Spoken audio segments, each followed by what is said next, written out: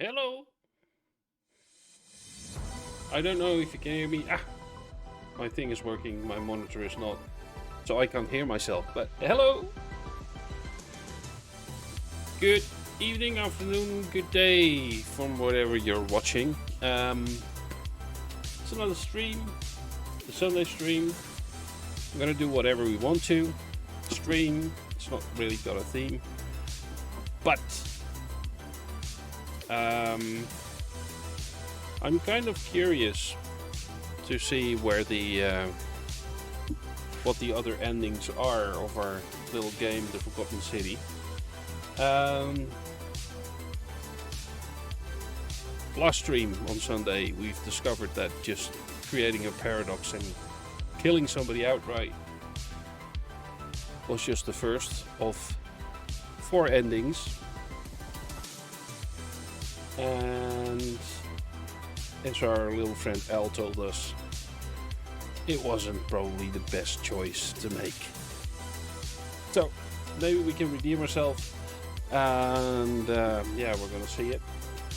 Sorry for the weird white thing on the background, by the way, but yeah, I'll fix it. That's just my Elgato thing. Maybe I can unmute myself. That's better. So I can hear myself. And yeah, let's get into it. Hope the volume is okay. And if not, please let me know in the chat. And also, the comments would be great as well. Well, switching, see if everything's working. We've got a nice volume, or at least we get the game music, game sound. My food is kind of disagreeing with me at the moment, so I'm sorry for that. Anyway, we can continue as Bob. Bob is the one that did make the right choice. Oh, and of course, I need to point out, if you ever want to play this game, don't watch this, because it will contain a lot of spoilers for the game. However, this game is of a certain age, so the most of the people that played it already, or wanted to play it already, have played it already. So anyway, we're continuing as Bob, because before the game ended last time, it made a little handy save, so we can pick up from here. So what we've discovered so far is our little puppet master, the magistrate, also remembers everything.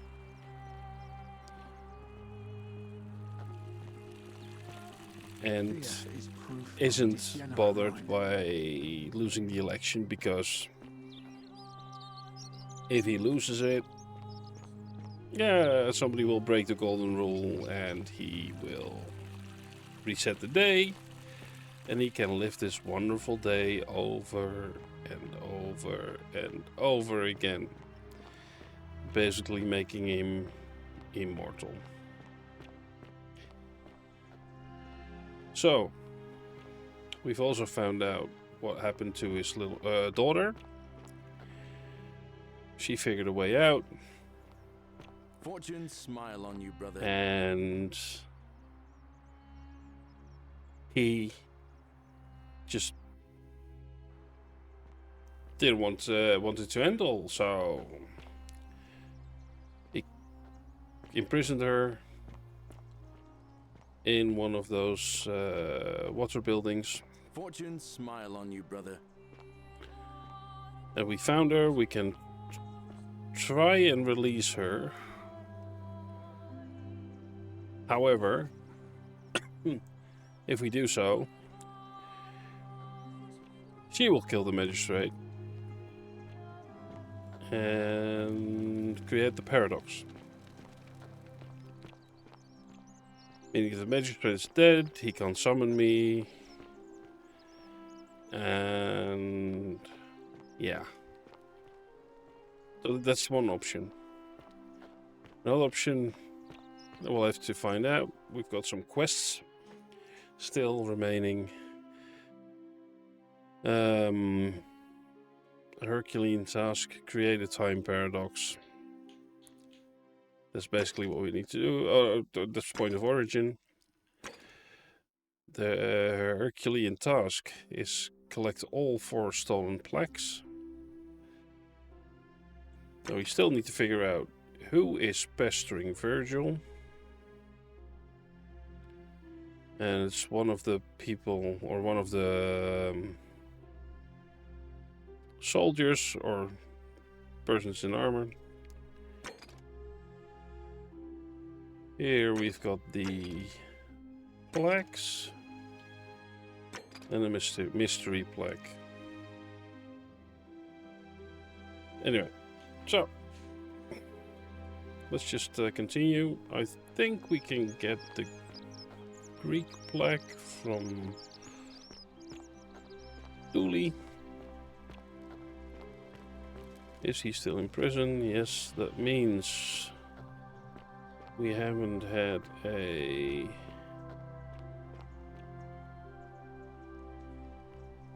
election yet. Apparently Dooley's got the Greek plaque, so we need to save him. He's also got a key. You have to do something.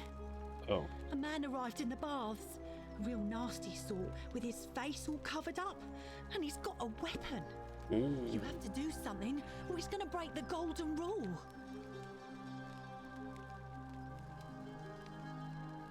Are you daft or just callous? If you don't stop him, we're all going to die. At this point, I'm just going for the wide options, because we haven't had those. And maybe we get some new options. But I'm probably going to have to run back to the portal to reset the day again, if I choose this one.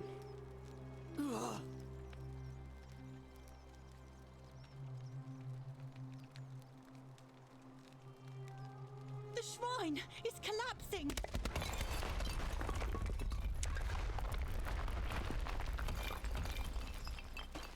Great.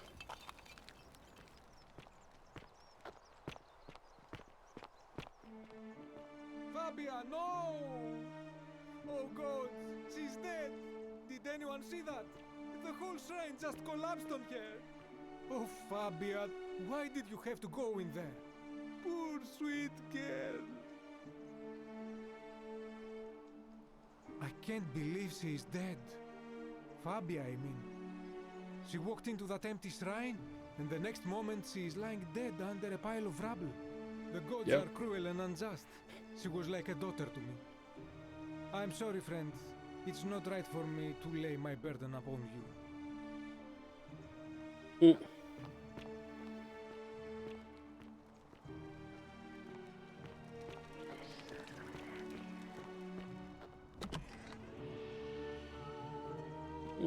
I've also never been in here, I think. What's this?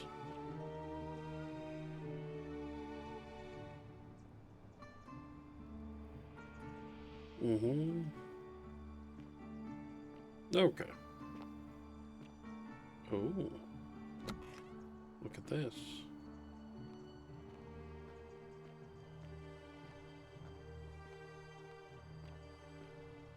Well, from the start we're seeing something new.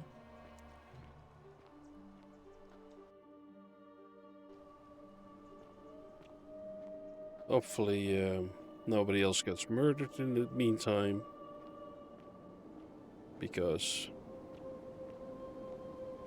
we would have to run back from here.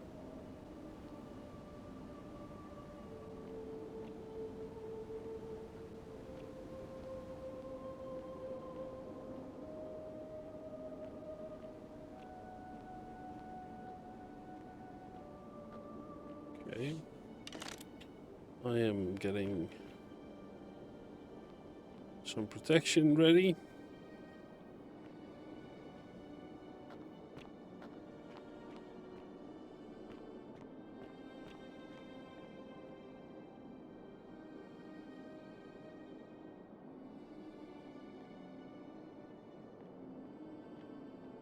It's probably not a good time when we fall down there.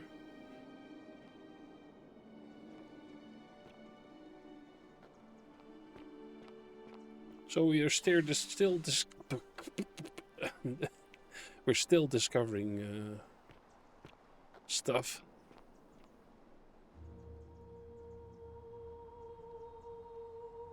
It's a broken door. It's a... Who are you?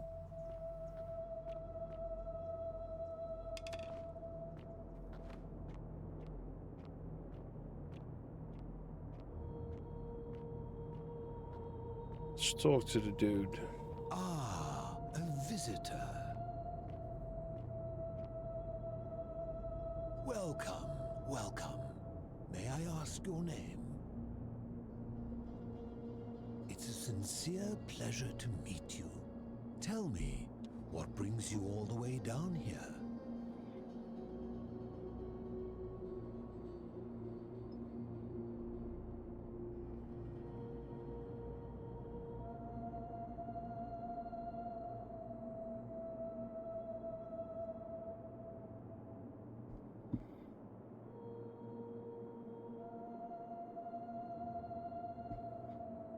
Well, what brings us down here? Sorry, I was just distracted by the phone again. Because I forgot to turn off the volume. I'm sorry for that. Well? Then perhaps the fates brought you here to learn the secrets of this place.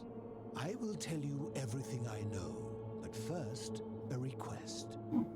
I have been living down here alone for many years, with nobody to talk to but myself. The one thing I long for above all else before I die is a good philosophical argument with somebody astute. I'm hoping that person is you. Let us find out with this simple question. Have you deduced the name of the god responsible for the Golden Rule? Excellent. I see you are indeed quite astute. Very few come to that realization before their time in the sun is over. Now, will you join me in a friendly Socratic dialogue? Wonderful. Then let me begin with a question. Would you say you know the difference between right and wrong?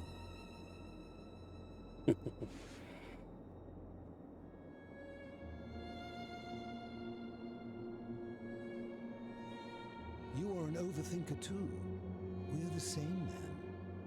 This is probably why I became a philosopher. But if you struggle with right and wrong normally, then down here with the Golden Rule, surely your struggle can only have become more difficult. Well, that's reassuring. And the truth is, you're not alone. You see, out there in the world, being uncertain about right and wrong was acceptable because our mistakes rarely had consequences. So we would tell lies and bend rules and turn a blind eye and rationalize, and yet still find a way to think of ourselves as good people. But under the Golden Rule, morality matters. The slightest wrongdoing could result in a mass execution. So to navigate this maze, we would have to be certain about the difference between right and wrong. Wouldn't you agree? That is an excellent question, and it leads directly to my next line of inquiry. So let me ask you this. Is there one system of morality which is always perfectly correct, which you could follow in every situation and always do the right thing? How can that be? Since they all have differences, it follows that in some cases they would offer different conclusions about what is right and wrong. If there is a correct moral code, then wouldn't it follow that only one can be the correct one? The correct moral code depends on the laws and customs of whichever society you're in. Ah, you know, I think you'd find an ally in Herodotus, a scribe from among my people who lived some 400 years ago. He told the story of a man named Darius, whose curiosity was piqued when he learned that a certain tribe had the practice of eating their dead. He asked some Greeks who burnt their dead, "What would it take for you to eat your dead?" Aghast, they replied, "Nothing." Then he asked the tribe who ate their dead, "What would it take for you to burn your dead?" "Nothing," they replied, equally aghast. From this, Herodotus concluded that custom is king, that right and wrong are merely local ideas which do not survive the journey from one tribe to another. I take it you're in agreement? Yep. Then let me ask you this. If you visited a tribe where they ate each other, copulated with the dead and drank wine from cups made out of human skulls, would you still maintain that within such a tribe there is nothing wrong with such conduct? Ooh. And that's a credit to you. It is the mark of a civilized person to change their position when presented with a superior argument.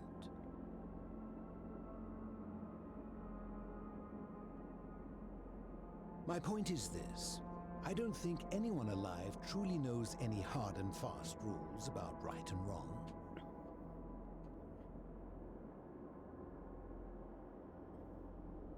If there is one thing I have observed about rules, it is that virtuous people do not need them, and evil people will always find a way around them. And so we must accept our limitations, and the sad truth that no human society will ever achieve the utopia for which it strives. In mathematics, we would call it an asymptote, a line that can be approached but never reached. Because the only way to create a utopia is with the ever-present threat of force, such as the Golden Rule.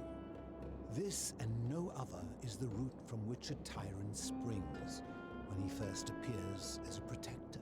And life under tyranny is no utopia at all. That's a good philosophy.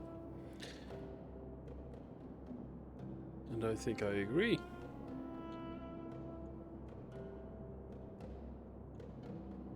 I'm glad to hear that. In any case, thank you for humoring an old man. I would be happy to answer your questions. Okay. You mean, how did I end up living alone in this cave with nothing but these relics of the past for company? It's a long story. I was a quarrelsome young man. At 19, I left Corinth for Rome to study rhetoric at one of her finest academies, so I could argue more forcefully. Back then, I used to enjoy verbally sparring with everyone I could, and I was good. One night, I found myself in a tavern in an argument with a drunk mercenary. It became heated, he drew a gladius, and I won the argument, but lost my life.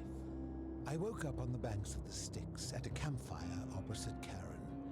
Of course, I tried to persuade her to let me return, but even with all my skill, I failed. I settled in, made friends, and learned what I could, quickly realizing our little community faced certain death under the Golden Rule. So I began looking for a place to hide underground. Fortunately, I found this place waiting for me. You see, I was not the first to take refuge here. I returned to my friends above, persuaded them to join me, and 12 of us descended for the last time to live out our days hidden from Hades' tyranny. They are one and the same. The Romans call him Pluto, but long before that, my people called him Hades.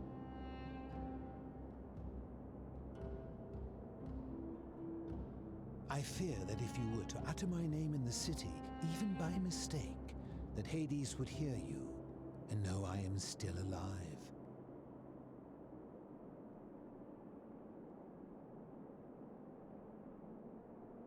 My generation was wiped out, turned to gold, many years ago. My friends and I were able to avoid the same fate by hiding down here. I think it's safest to assume that if I was to return, Hades would realize that his furies hadn't finished the job, and he'd send them after me again. I'm afraid I am the only one left. There were 12 of us in the beginning, but one by one, my friends passed away. Some from malnutrition, others from madness and despair. It has been lonely. Before my unexpected visit from Kabash some weeks ago, I'd not seen another person in many, many years.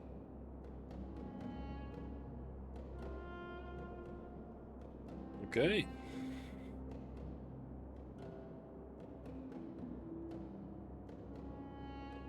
Living in darkness is not without its challenges. The first challenge is diet. Fortunately, I found that eating fresh fish provides most of the nutrients I need. And sometimes, when there are Greek people living up above, I surface at night and salvage the offerings they've left in the temple of Demeter. The greater challenge is the isolation, so I like to imagine arguments, where I argue both sides. But, like so many things in life, arguments are better with a partner. True. As you wish. Okay. Huh. If I did, would I be living like this? Good point. What do you Did think? we not discuss it at length already?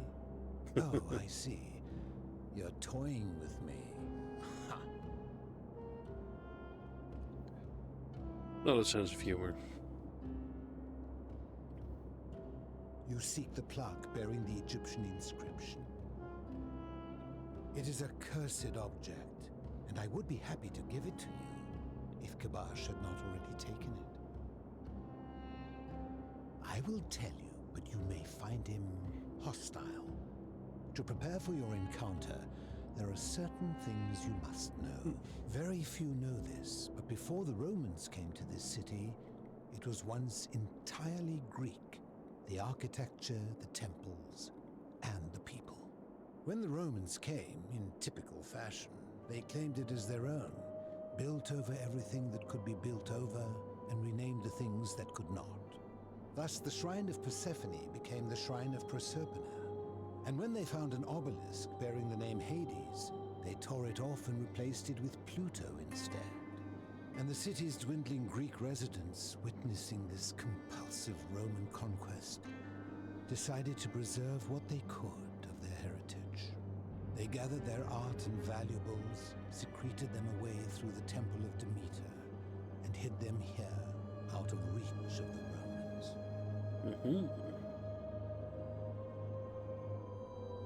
I'm getting to that. You see, it was among these old Greek relics that I found the thing you seek. An even older plaque bearing an Egyptian inscription.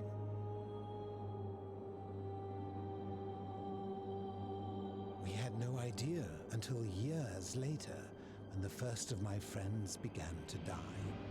As a result of their deaths, we began to dig catacombs branching off from this cavern to lay them to rest. We extended the tunnel so far that we accidentally discovered another, an even older tunnel, which somebody had gone to great lengths to keep hidden. Suddenly it made sense why there was an out-of-place Egyptian plaque among our people's possessions. You see, we proud Greeks had thought the Romans beasts for stealing and corrupting our heritage. But it turns out this game has been going on much longer than any of us imagined. I think it is best you head through the catacombs and follow Kabash's trail. Oh. I assure you it is not, although it will be dangerous. I urge you to exercise caution. Take this key. You'll need it to open the gate. Oh, look at that. I enjoyed our chat, but please keep my presence here a secret, yes?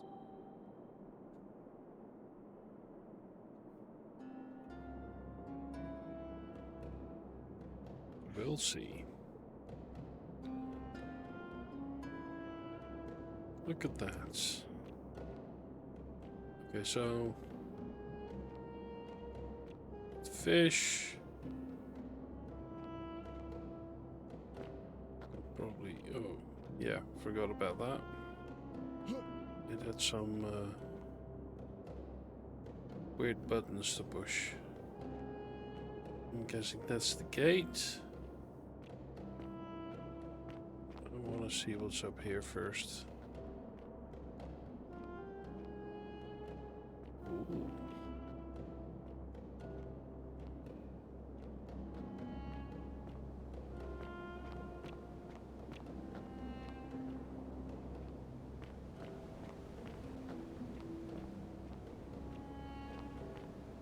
This is the way out. I think this is the way out.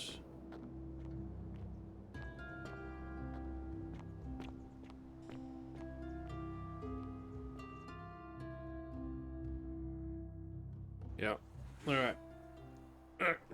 Going back. Somebody hasn't broken the golden rule yet, so we still got time.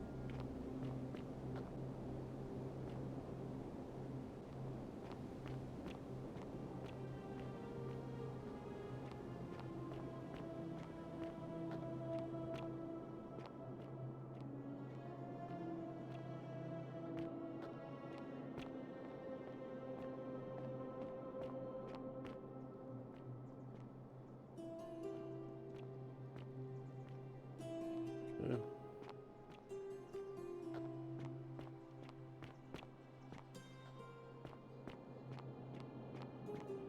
So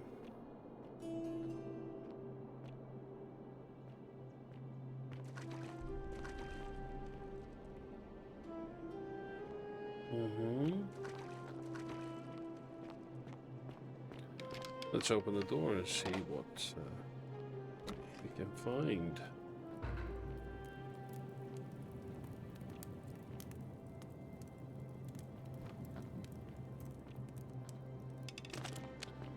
There was danger, right?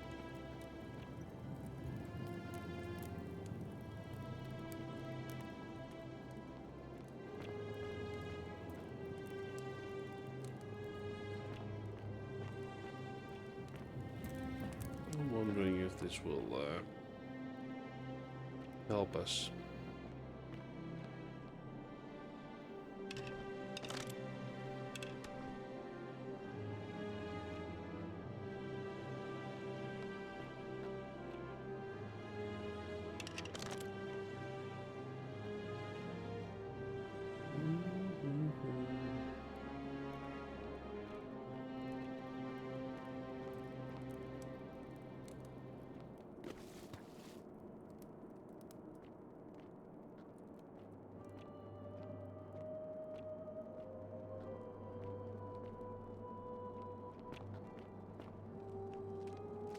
Oh.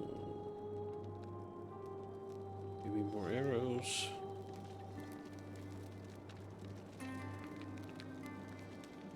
We got some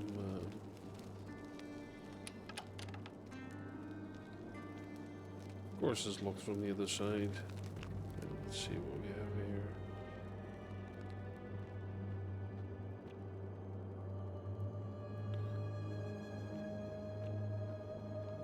Might have to swim. What's this? Oh wow.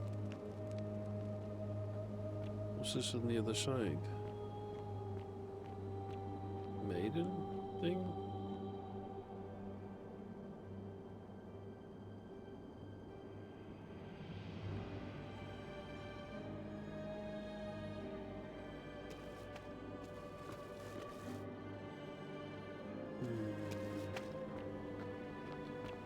Okay.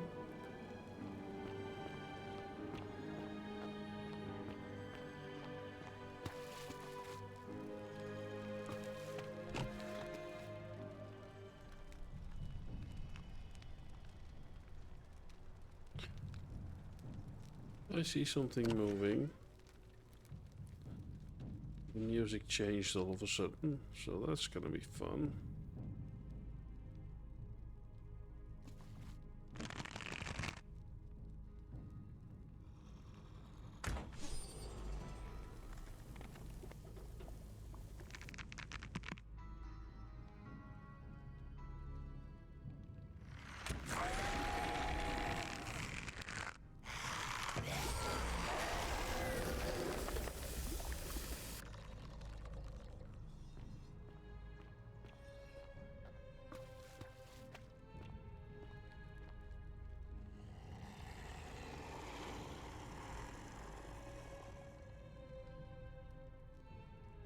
Oh hell no.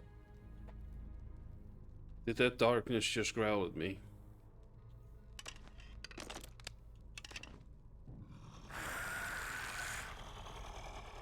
Oh.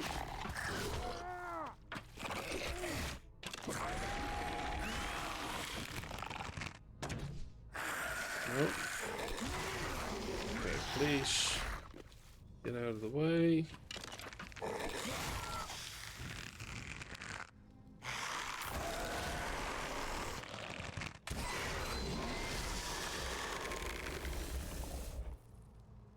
What the?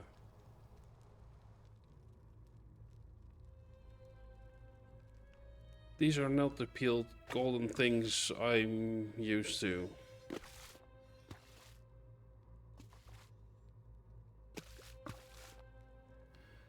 So there's mummies now.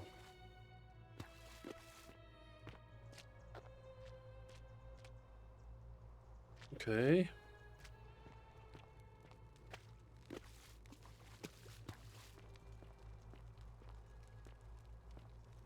We have more of those.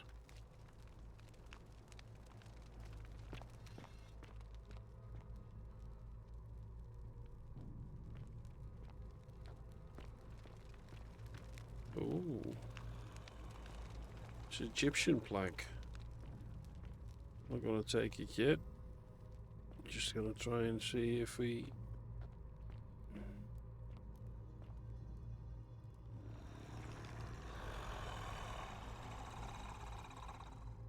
Wow. Where? Over there. Oh. That's one. Ooh.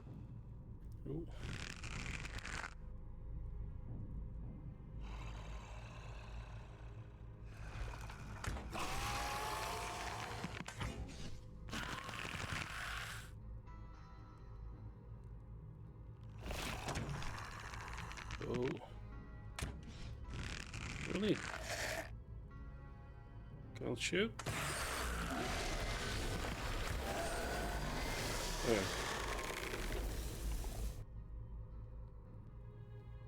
There's two. Is there more? Is that one? Looks like it's moving, so I'm guessing. Yep, it is moving. It's good. Do we have more? I don't like more, but yeah, we have more.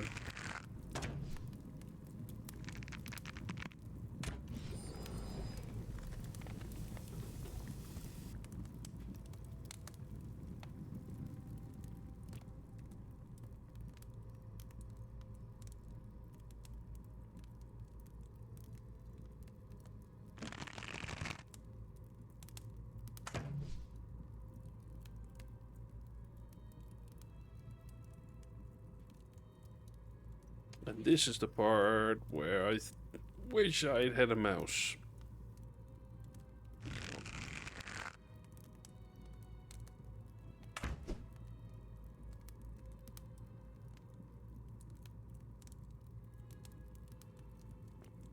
Okay.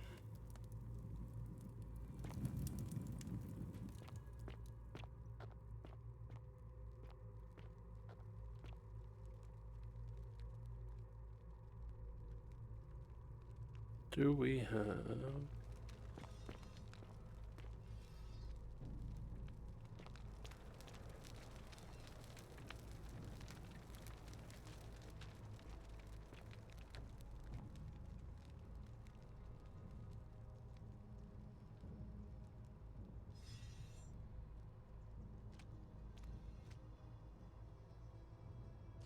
Okay.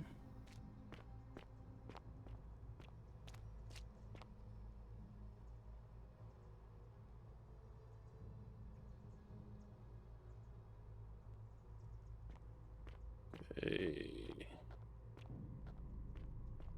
The golden rule is even older.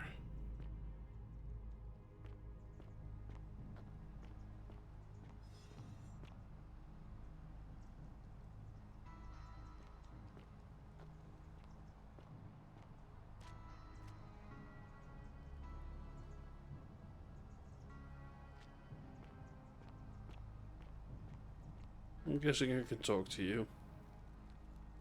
Stop! Do not come any closer. Who are you? I am Kabash. And let me guess, another Greek or Roman come to loot and plunder the resting place of my ancestors,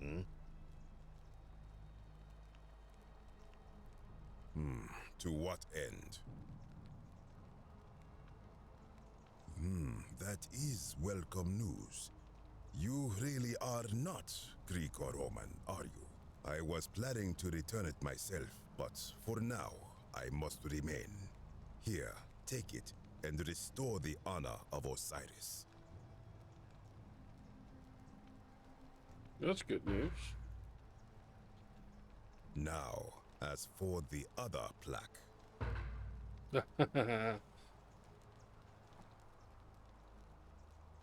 indeed, I have it right here. I stumbled across a collection of dusty curiosities while searching for a place to hide from the hungry children of Amit, and there it was. You may not. In fact, I am about to destroy it. Because it speaks a treacherous, blasphemous lie. I will tell you, but first, do you know what this place is? It has a name, and that is the Duat. See what has become of it. I have been down here for weeks, piecing together its story, and here is what I have learned. As Egypt declined and the Greeks had their turn to flourish, their souls came here in great numbers. But instead of adopting our ways, they copied and corrupted them. When they found the obelisk bearing the name Osiris, the true god of the underworld, they desecrated it, removing his name and replacing it with Hades. Even the ferryman of the dead, known to my people long before as Kerti, they renamed to Keron. As if that desecration was not enough, they built over this place, using it as the foundation for their own underworld, so that ours was forgotten. My only solace is that the Greeks then suffered the same fate when the Romans rose to power, renaming Hades to Pluto, and the cycle began anew. It is inscribed with a script I do not recognize, but it is ancient, almost as if it is older than the plaque bearing Osiris's name.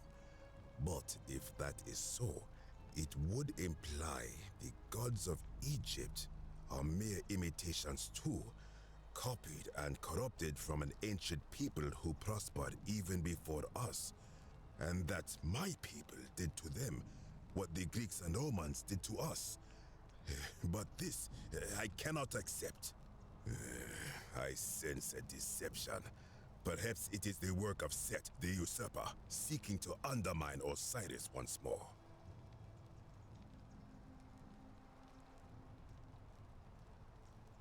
You will never know.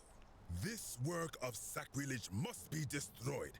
thrown into the black abyss below in Osiris's name.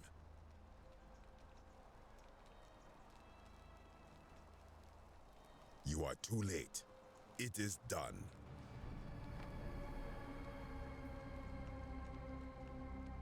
It could not have gone any other way.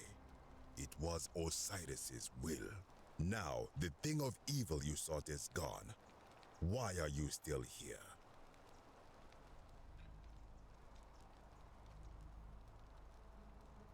Well, thank you, Kabosh. I am from Rakotis, which you may know as Alexandria, the name of the city the Greeks built over it. I was a fisherman, like my father before me. Since the Romans had taken over from the Greeks, I took the opportunity to learn Latin and eventually traveled to Rome. When the fires broke out last year, I tried to help. I gathered terrified locals into my boat and led many of them to safety farther along the Tiber. On my 7th trip, a passenger demanded I wait for his brother. But we were full to almost sinking, and smoke was all around us. I told him his brother would have to save himself, and he tried to bribe me by placing a coin into my hand. When I refused, he drew a dagger and thrust it between my ribs. I awoke on the banks of the river to a stranger wearing a ram headdress. He said his name was Kirti, and at the time, I simply thought him odd. It did not dawn on me until much later that he was the Kirti, the ram-headed ferryman described in the Book of the Dead. This is where I belong, as caretaker of the memories of my people. If our ways are to be remembered, it falls to me. I think if someone is to break the golden rule, it will not be me, for I try to live as I always have by the command of the goddess Ma'at. Do to the doer to make him do. As for the punishment that will come from it, I finally understand why it has long been said among my people that gold is the skin of the gods. I do not know. What could possibly lie beneath the underworld? Perhaps it is infinite darkness. Perhaps it is the lair of Amit, the devourer of souls. All I know is, it would be unwise to venture down there.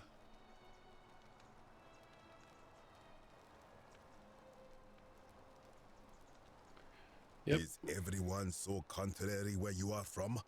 Do not even consider it. I'll be Good. going. Be gone from this place. Wait.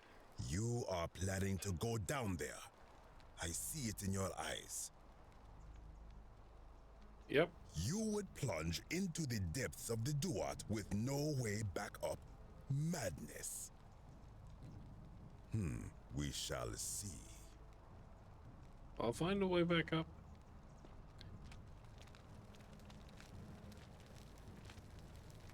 Yeah. Okay, let's first see what the other plaque was reading.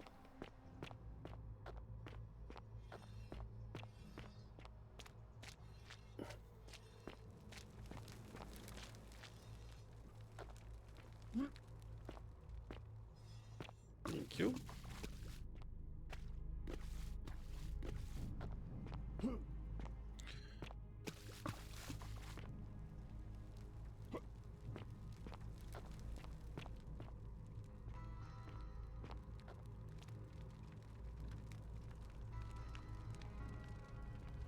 Oh, it says it's the same as the other one. Ah, good to know. Ooh. Ouch. At least I'm... Oh.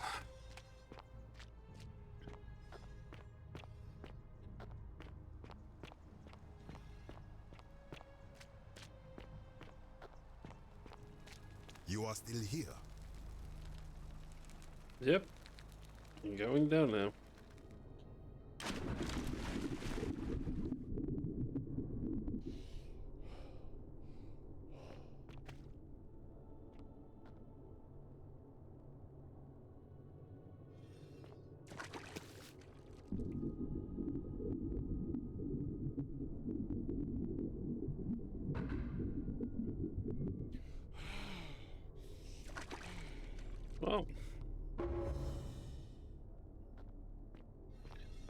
got the mystery plaque, we got the Egyptian plaque, we got the Greek plaque, and then we need the Roman. Oh, the Roman plaque is already there, of course. Oh. Oh.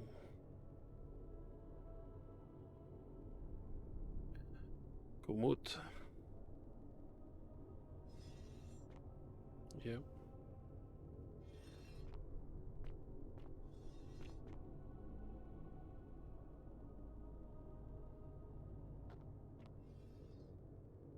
They're pointing over there. Let me see what's over here.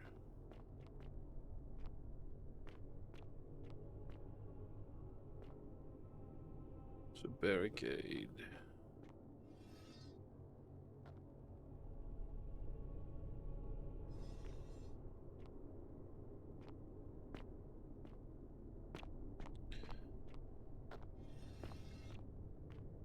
Oh, look at that.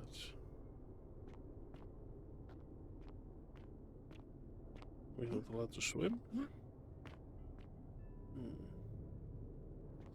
Not allowed to swim in here. Okay.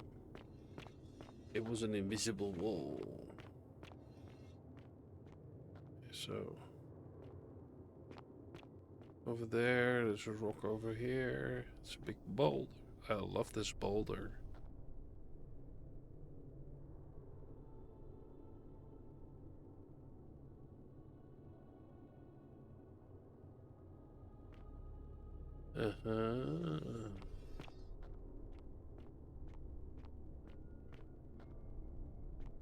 It's another barricade.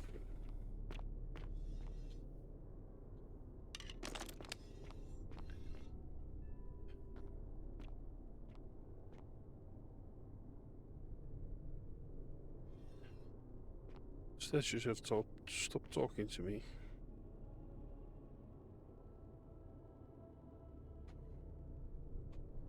Okay.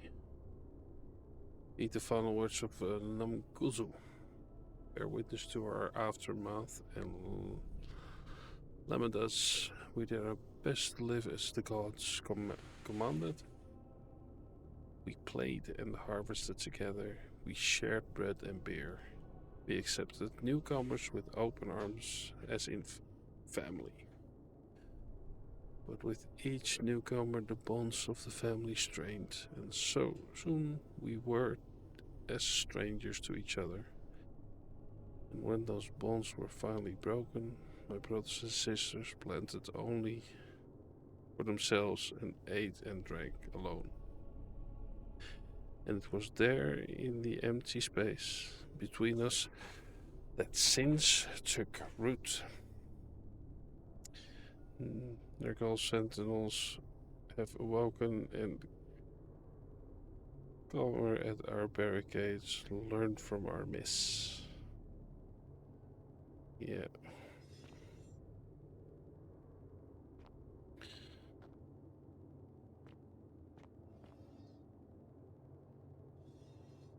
Okay. Oh.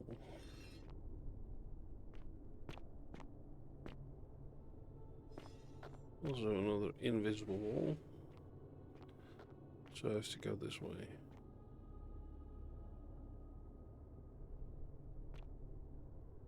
Oh.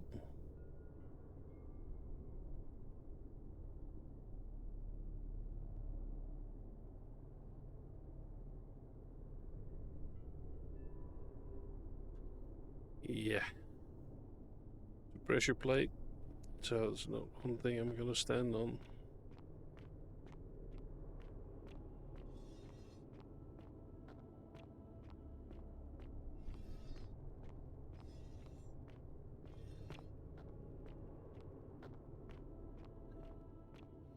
Okay.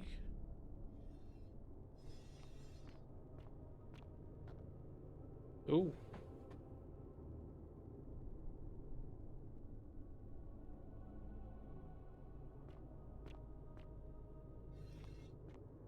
I feel there's a theme here.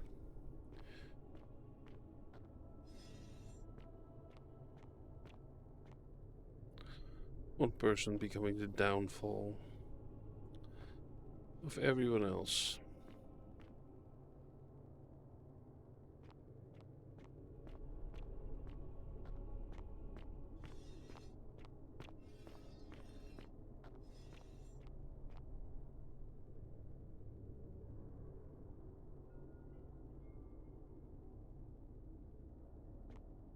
Yeah. Another. Oh, it's 2 pressure plates.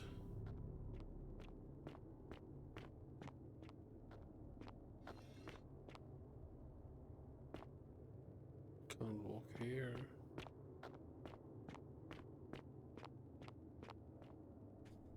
Oh.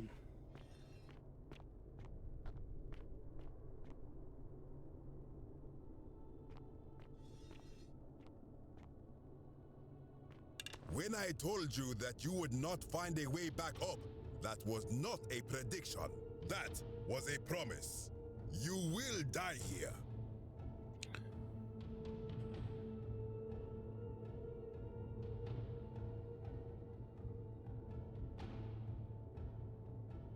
I disagree. I warned you against coming down here, against perpetuating this sacrilege, but you persisted. You have undermined and dishonored the true god of the underworld. How did you think this would end, if not with bloodshed? Very well, I will listen. But if I sense deception, or if you further insult my gods, I will carry out my threat. So tell me, why should I let you live after you salvaged this instrument of blasphemy?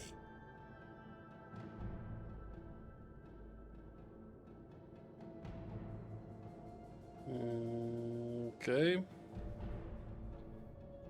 So if something can be destroyed by the truth, it deserves to be destroyed by the truth. There's no shame in building on works of people who came before you. I'm just trying to replace all plaques taken from the desecrated obelisk.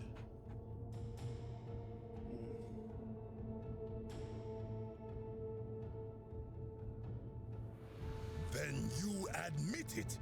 You wish to destroy the sacred beliefs of my people. I will not allow this. Many of my ancestors endured great hardship to live good lives so that we may descend to the Duat in death and be judged accordingly. We prepare to have our hearts weighed on Anubis' scales and to swear ourselves innocent of sin before the 42 assessors of Ma'at. And yet, I arrive here to find the Book of the Dead contained only a seed of truth. And now I ask myself, did our priests steal and embellish the stories of an older people and feed us lies all our lives simply to trick us into obedience?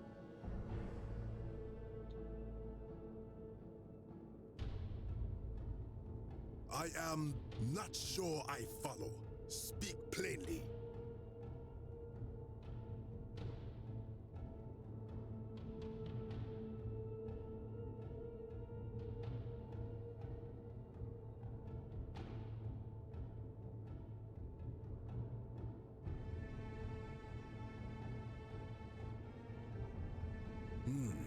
Perhaps there is some truth in that. What is your point?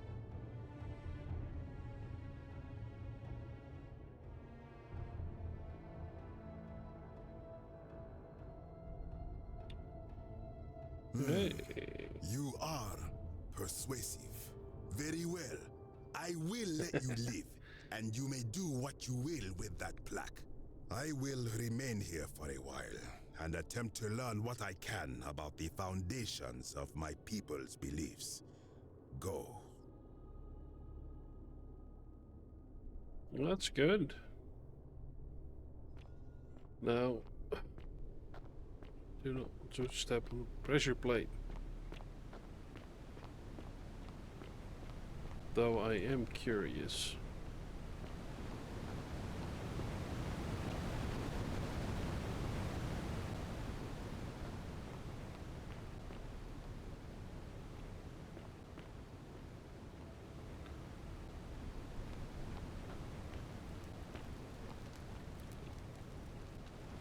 You know what? I can't. I simply can't. I want to know if something happens.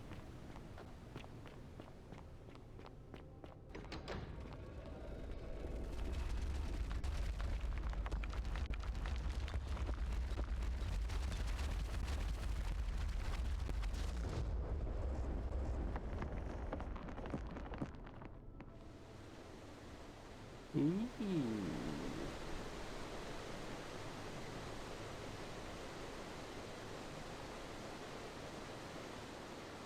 I've made a big hole. If I walk around.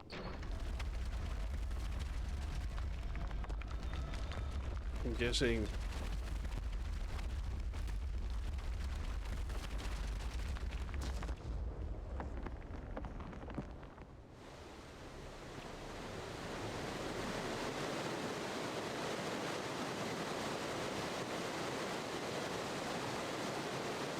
Oh, look, this looks like a face. Eyes, nose. You know what? While we're at it, let's see if we can safely set off this other pressure plate. One ball comes from there. We need to go over here. Dun dun dun dun dun dun. Ooh, dusty.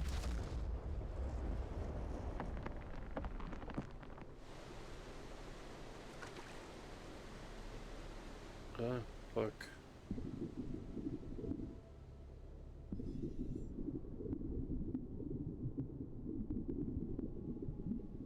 Now this can be something we call a problem.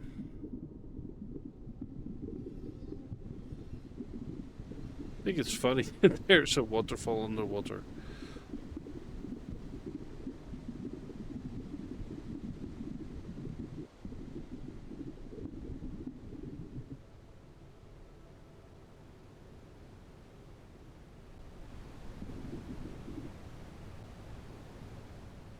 Yeah. That wasn't too bad. The good thing is, if I screwed anything up, I'll just have to break the golden rule and we start over. Hello. You again. What is it now? I knew the story already.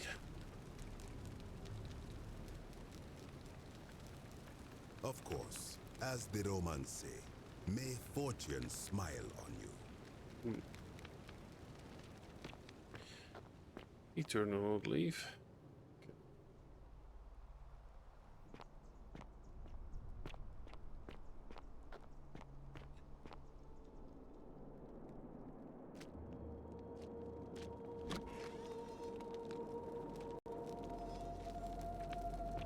So we managed.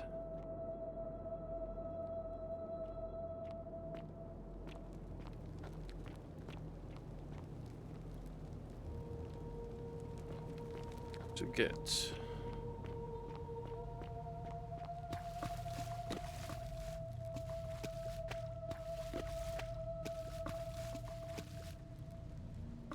the 2 tablets.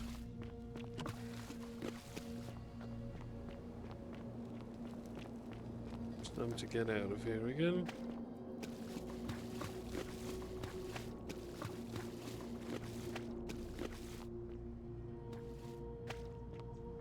The only question is,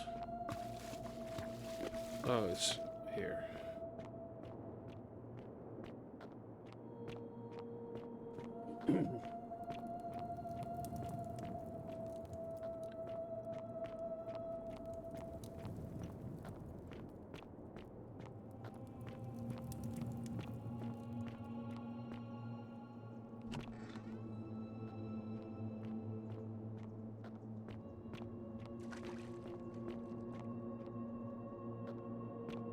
Ah, you've returned. Good to see you again, friend. Did you find what you need?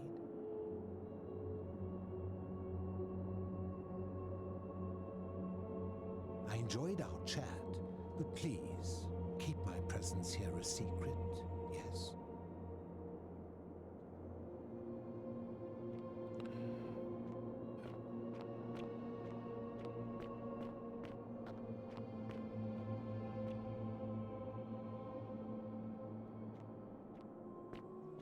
Okay, so I've got...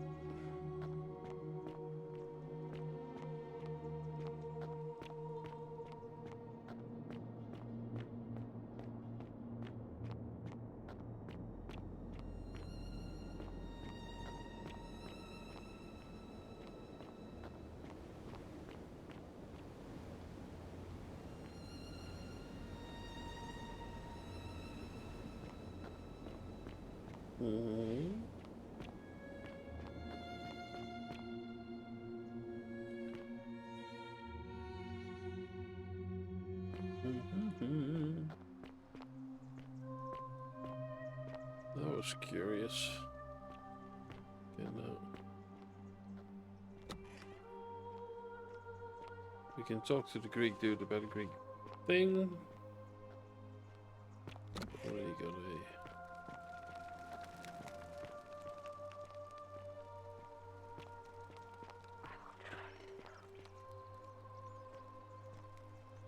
Oh, now you're talking again to me.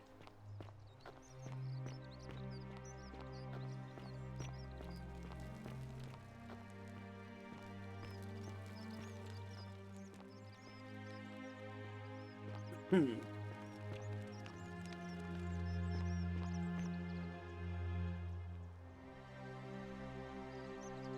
can't believe she is dead.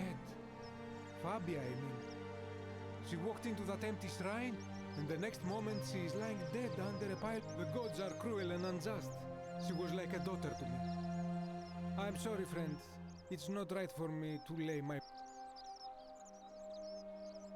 Yeah.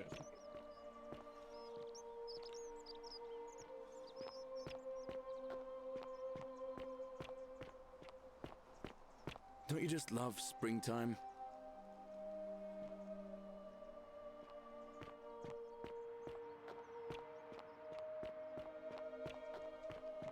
How come you're allowed a weapon and I'm not?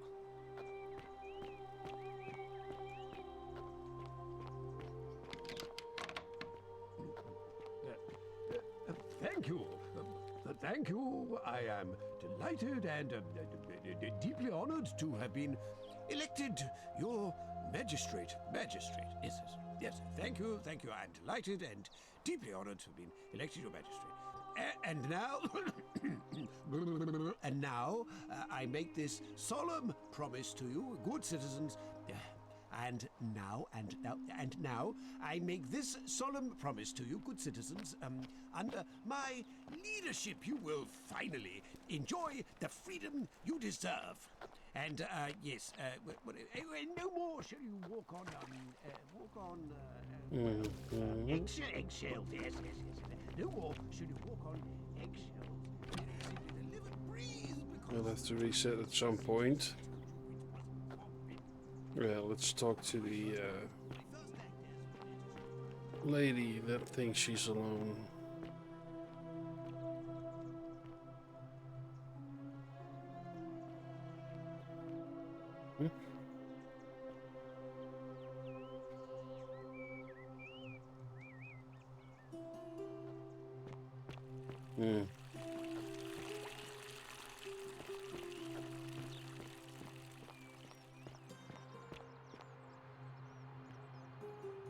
What is it, citizen?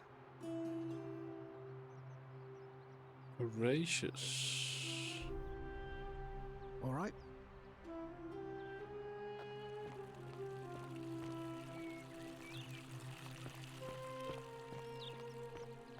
Citizen? I thought I told you to get out of my villa. I'm bored with you.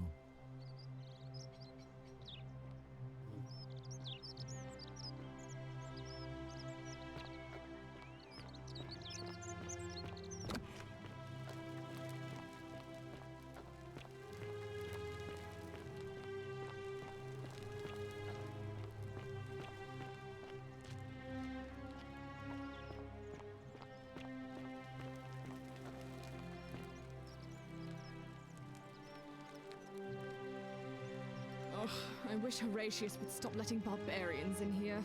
What do you want? I trust you can see yourself out.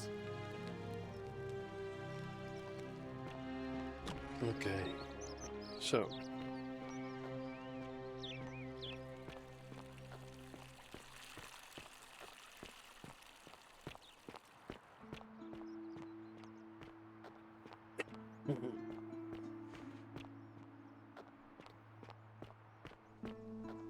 We've got a key, we've got plaques.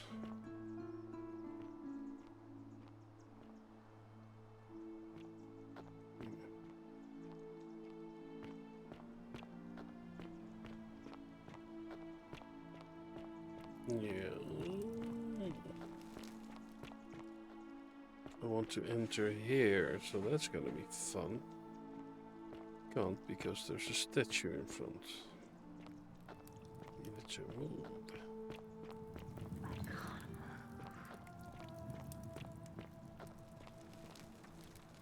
Friend, you have given me hope. May you follow in the footsteps of Hercules and return to the light of day. Yeah. Let's hope.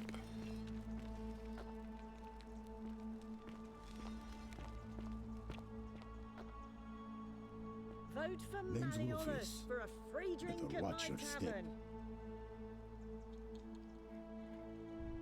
Malleolus. Not sure I trust Sentius. Couldn't even protect his daughter in a city without sin. How's he going to protect us? No.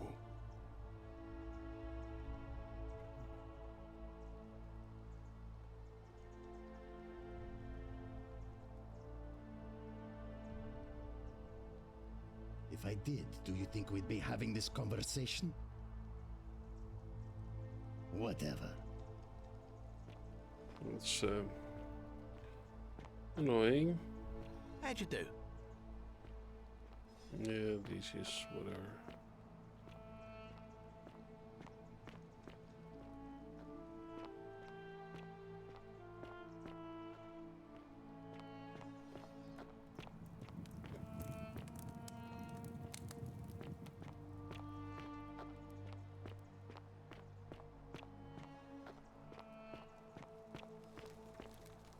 Already talked to her, talked to him, inspect black.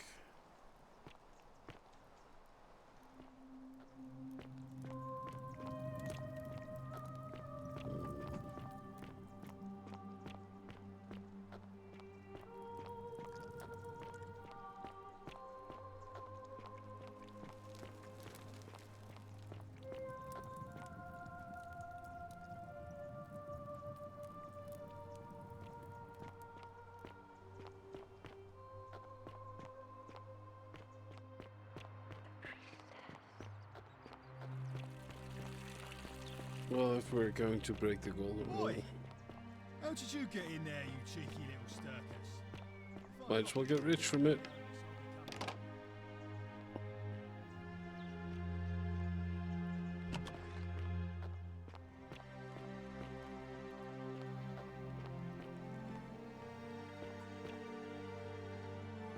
Ooh. That was a yawn. No.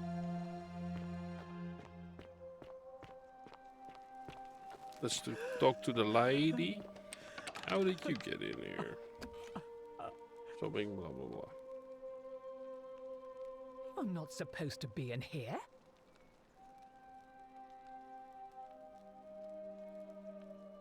Domitius, come quickly.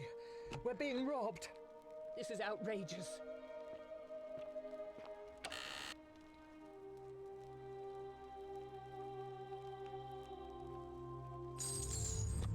The many shall suffer for the sins of the one. Mm-hmm.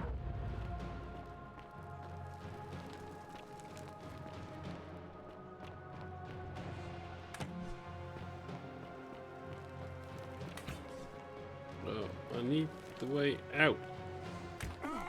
Ouch. Or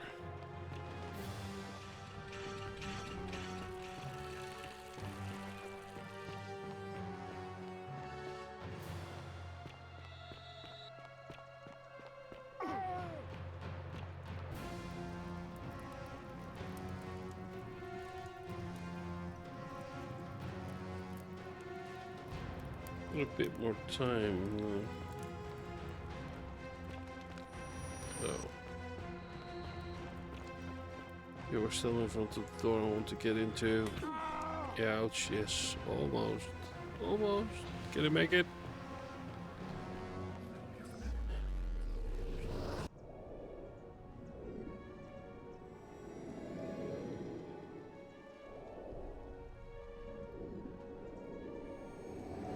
I just came to realize something.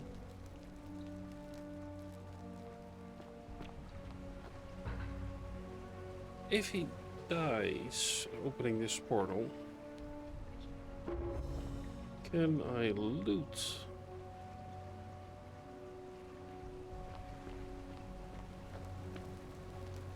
Salve, friend. Mind telling me who you are and why you look like you've just taken... All right then. I'll get out of your way. Okay. Oh, wait. Ah, it's you again. Hope you're settling in, friend. Now, what's on your mind?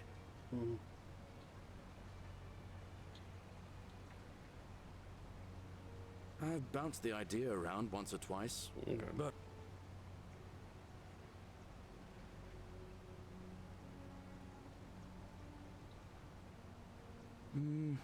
I suppose you're right. Okay. Well, it's a long one, and... All right.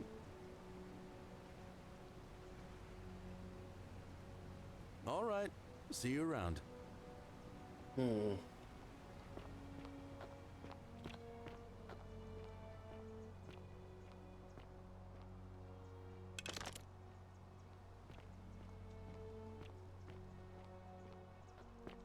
Salve.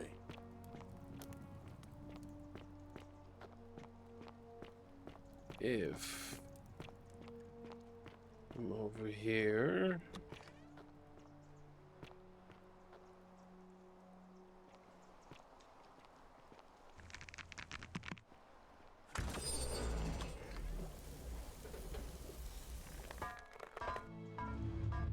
The many shall suffer for the sins of the one.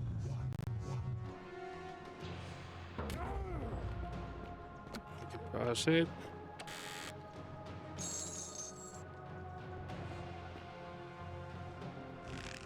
Can I shoot back?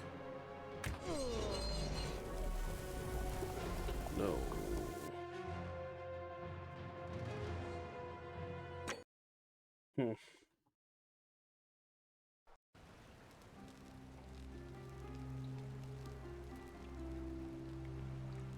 So...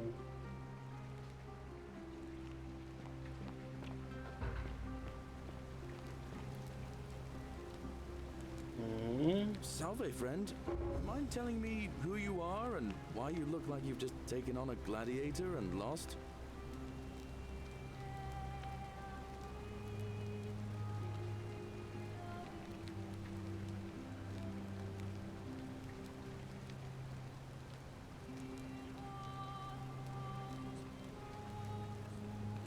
Oh, sounds serious. I'm listening. Yulia? Oh no.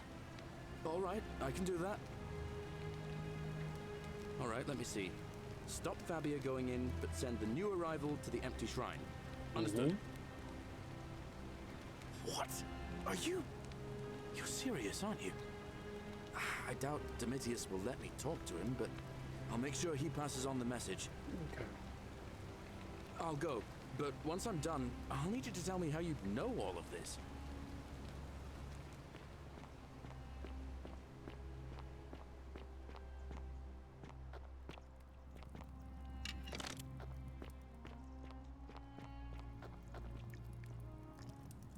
You Tantalus, cannot catch the drops of water, and the tree you grasp at eludes you.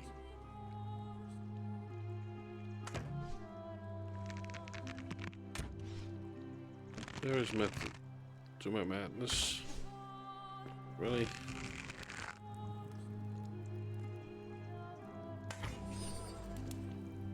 There we go.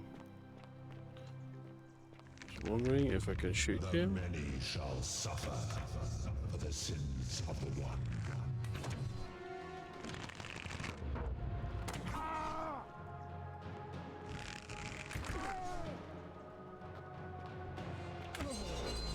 Okay, so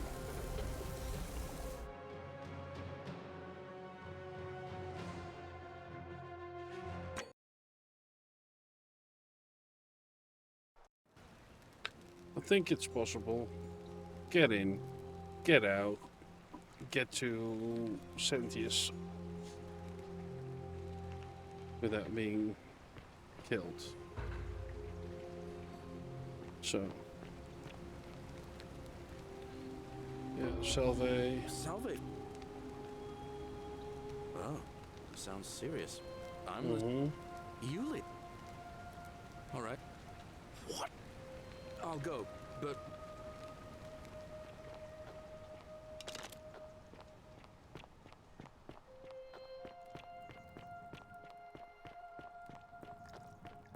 You, Tantalus, cannot catch the drops of water, and the tree you grab. Just as the ocean accepts the rivers of all the world, so this place accepts all the souls. But it does not notice the crowds that come.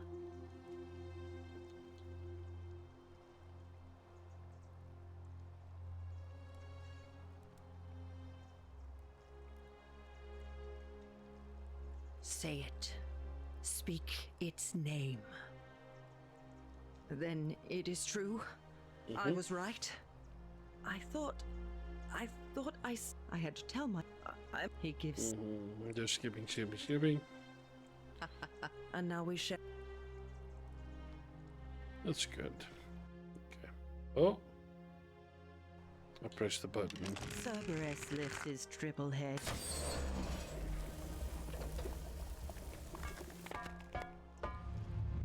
The many shall suffer for the sins of the one.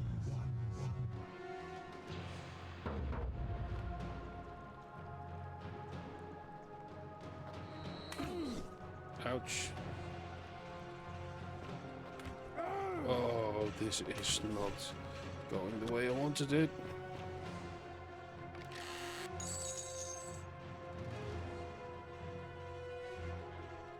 Wait for it.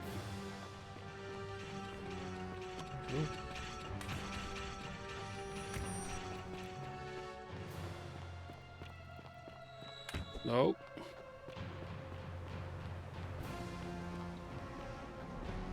You die? No items? Oh, that's a shame.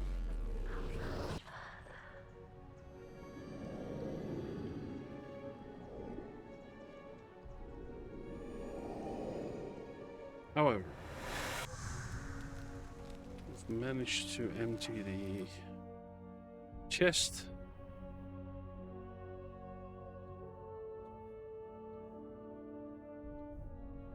Loaf of bread, sit my handle, arrows, bounty notice. Key to the palace door.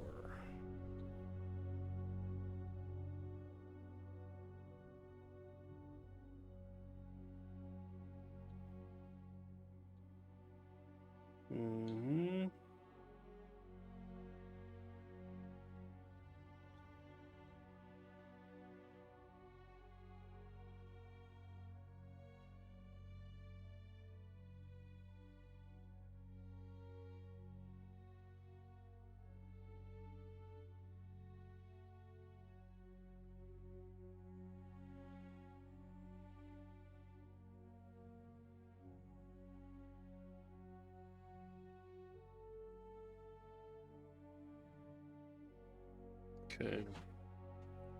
got quite a lot. So I need the Roman plaque and the Greek plaque.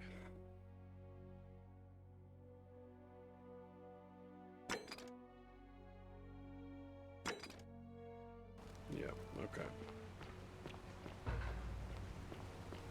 Well, that's done. Salve, friend. Mind oh, sounds serious. Yulia. All right, let me... I'll go. Okay. You go do your things.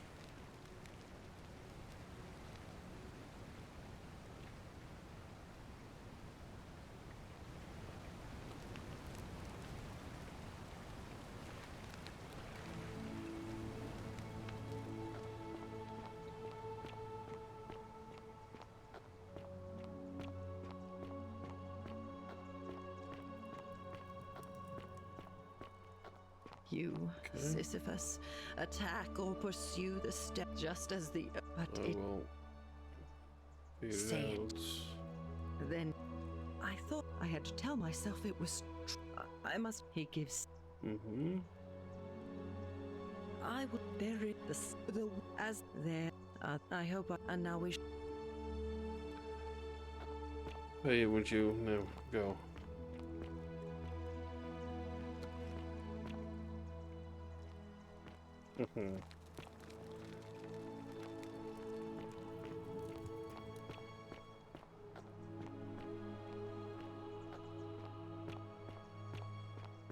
So he's wearing it around his neck, right? On your best behavior, I trust?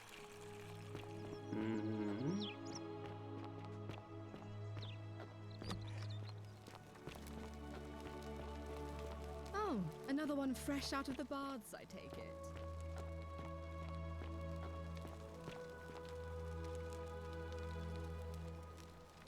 I thought I told you to get out of my villa. I'm bored with you.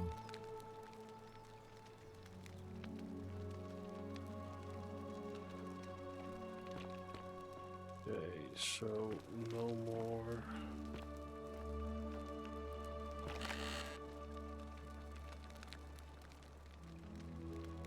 I've got enough money, so that's not a problem.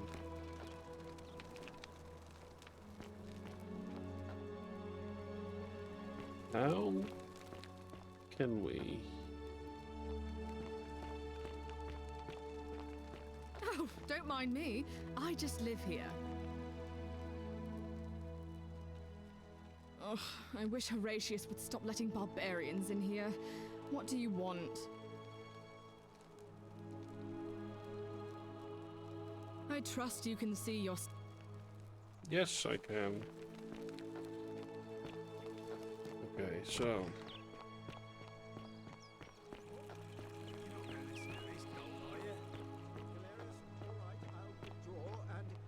And Julia are free. I trust our business is concluded? Yes, that ought to do it. I guess I'll go and tell Ulpius the good news then.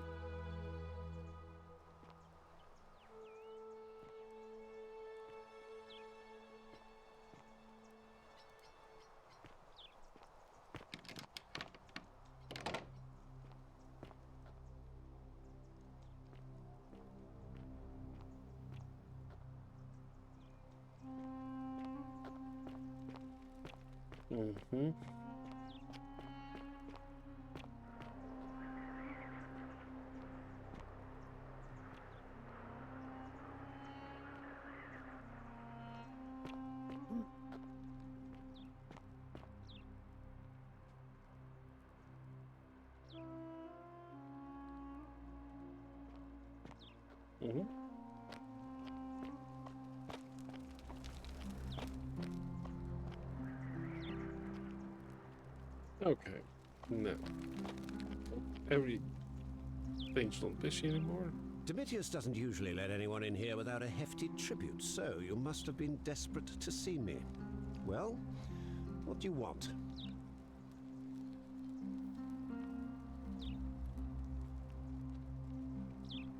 Of course not.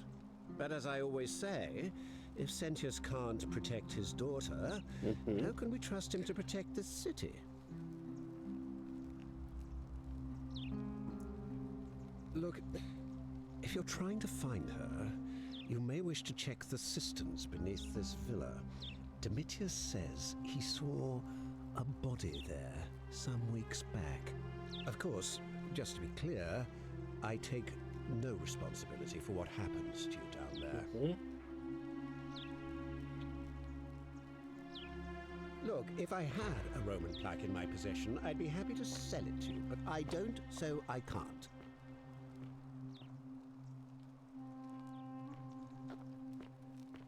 Okay, so you don't have the Roman plaque. Are you listening? Yes, sir. I've made a decision to withdraw from the election. I want you to go and inform Equitia. Sir?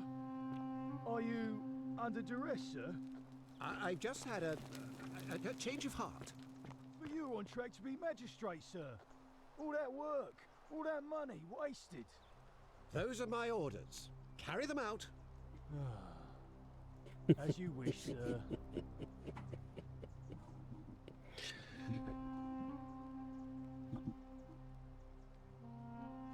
Well, he's busy.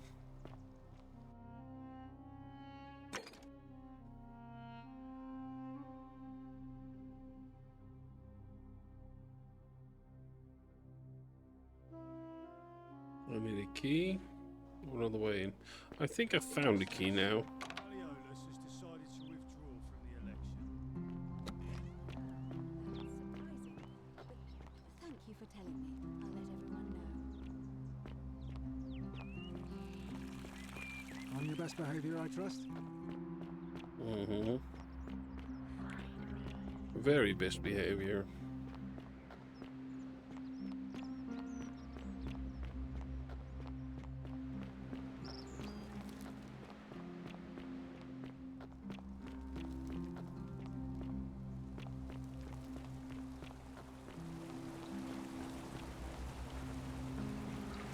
Okay. Going up.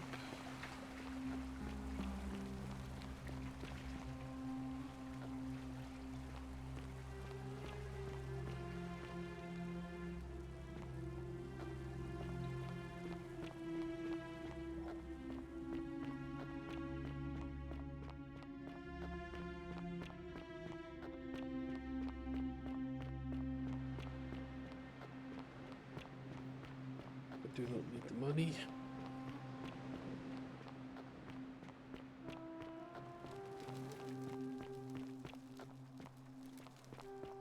I think you are no longer here. No, that's good. Okay, we've got...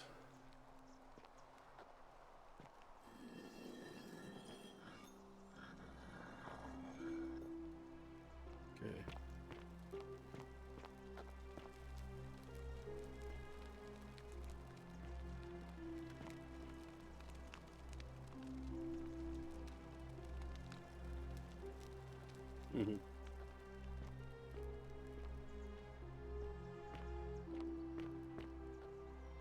How?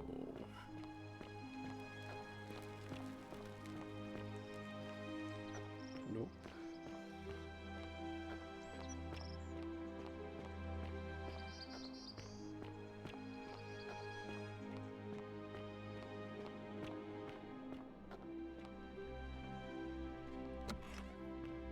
Okay, we'll go through.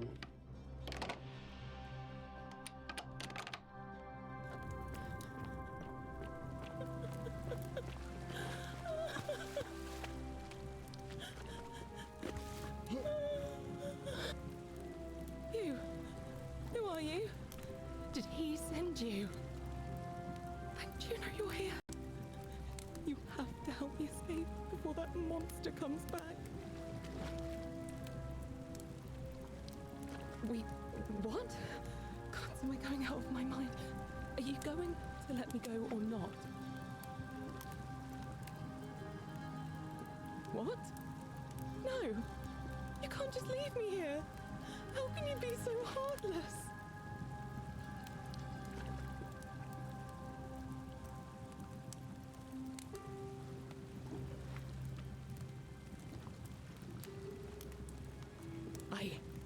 you. I spit on you. I hope Dis drags you to Tartarus. You're back. Have you come to let me go this time?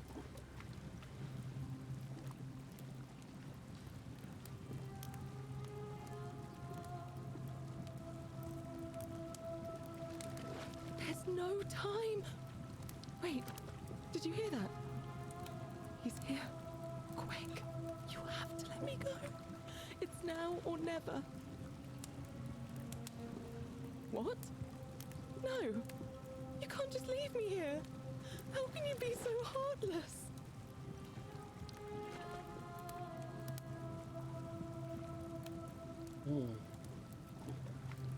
It's no use. You'll never persuade him of anything. I'm telling you, he's a monster. Please.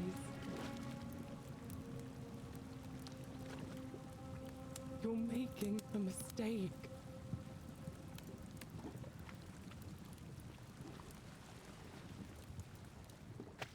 Well, yeah, I've made mistakes. So I can drop them there and get to that.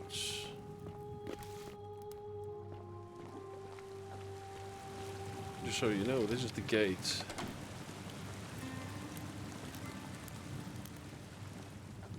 He's talking about. I know Cynthius is being bored of me, so I'm just wondering.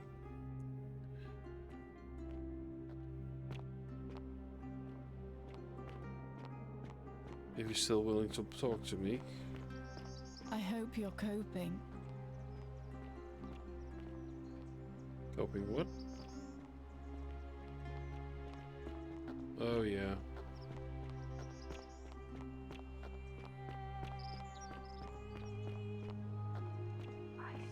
I'm coping. Oh wait. Speak with her. Salve. Salve.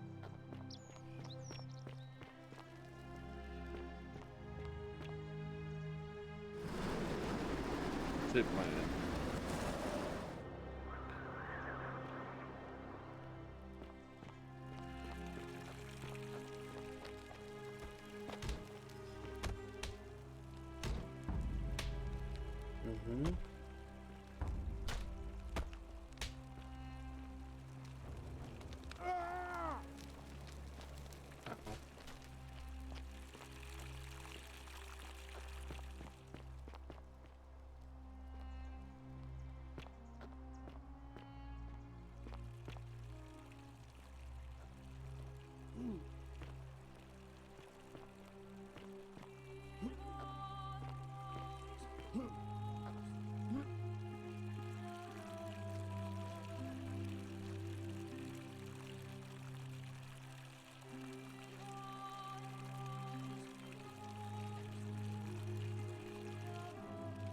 Mm-hmm.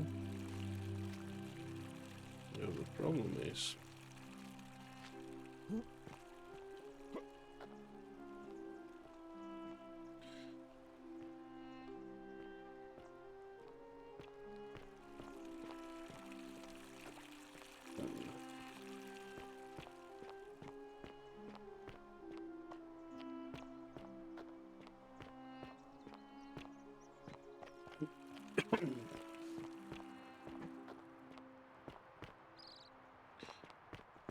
Salve. yeah, Salve.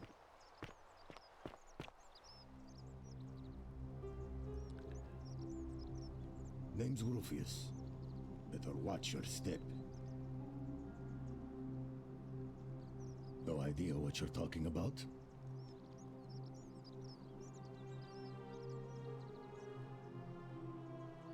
Okay. Whatever. Welcome.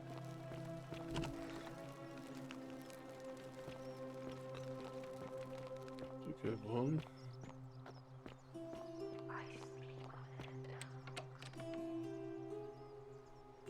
Okay. I'll open that one.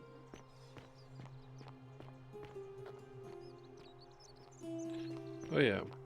Greetings and salutations. Greetings. I'm Georgius. It gladdens me to see another foreigner in our midst. We must stick. My friend, your words intrigue me more and more, but...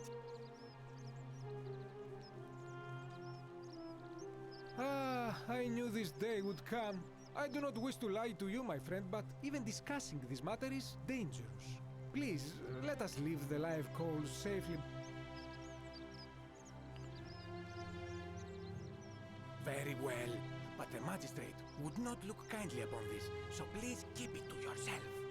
For several months now, I have been sneaking out at night to worship the gods of my ancestors in the temple of Demeter. Each day, I leave offerings of food in the hope that we may have a bountiful harvest, and yet the next day when I return, the food is missing. The offering, it is symbolic, you see. It is never eaten, so I ask, who or what is devouring the food in this temple? Stranger still. Once I sat in front of my shop like the 100-eyed Argus until dawn to see if I could spot a thief going in. But do you know what I saw?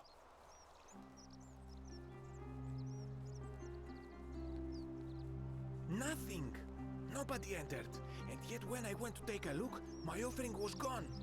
It is bizarre, is it not? When I told my friend Kabash of this at the tavern, he offered to help investigate. He went in, and to my dismay, he was never seen again.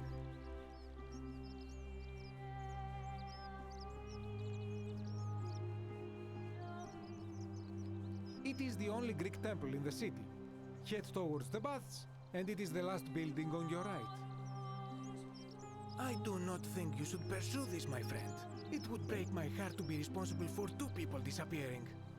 But you do not strike me as a kind of person to be deterred by such warnings, so just be careful, I beg you. Well, I got an itchy nose. Okay, so I was hoping for some more dialogue options.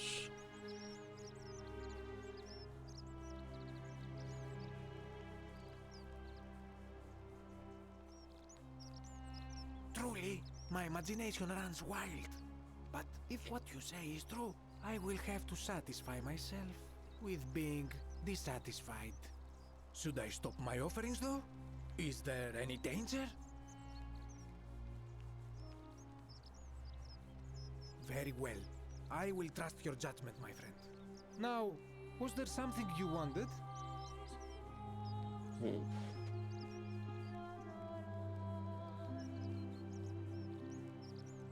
I hope that our paths cross. Okay, so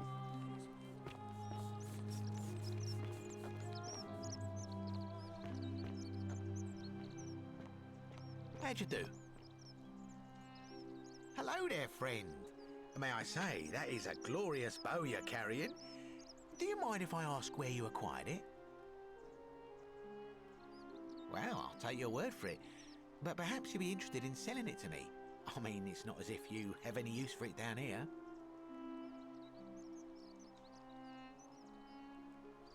Oh well, let me know if you change your mind. For now, can I help you with something? Very well. Another time.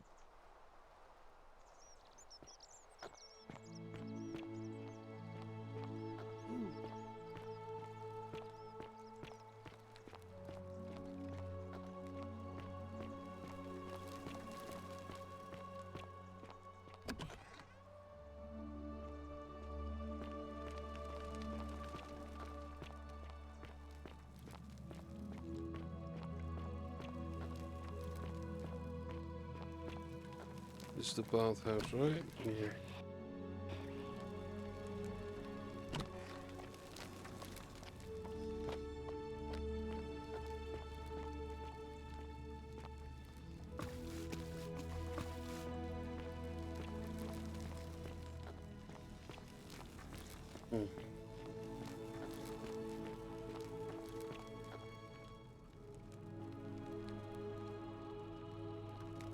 No, it's not the way.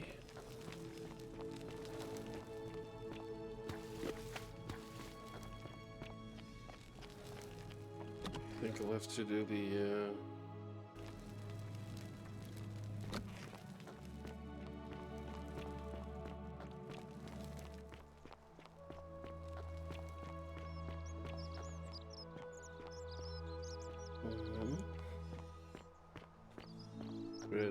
Bread.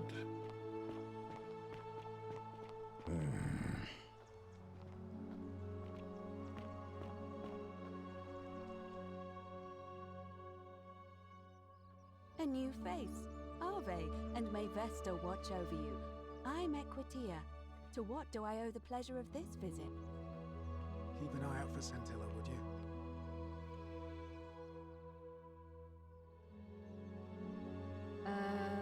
I beg your pardon? Oh my, that is quite a lot to take in. You'll have to give me a moment. They tell you. Let's see. If that is indeed the case, I suppose we'd better figure out what to do about it, hadn't we? We don't have much to go on, except the old stories. I remember 4 in particular about heroes in the underworld. Hercules, the demigod and son of Jupiter. Orpheus, a Thracian poet. Sisyphus, a king of Ephyra. And Aeneas, a Trojan hero. Hercules was able to leave the underworld because he cowed its god with his strength. Sisyphus and Orpheus both relied on their wits instead. They persuaded the goddess of the underworld, Proserpina, to help them escape.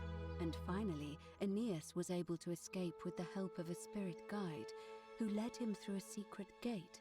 So it seems you have 2 options: to confront the god of the underworld head-on, or find a way to escape with the help of Proserpina or some other guide.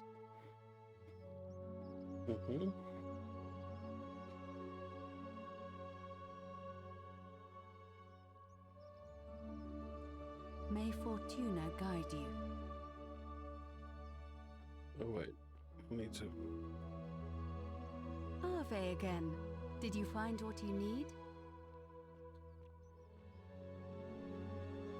I don't, I'm afraid. It seems to me we're exiled. Okay. I'm quite sure it's the work of the gods, which is strange because they've never... We asked for blessings, for good health, bountiful heart, but here it seems they require much more of us.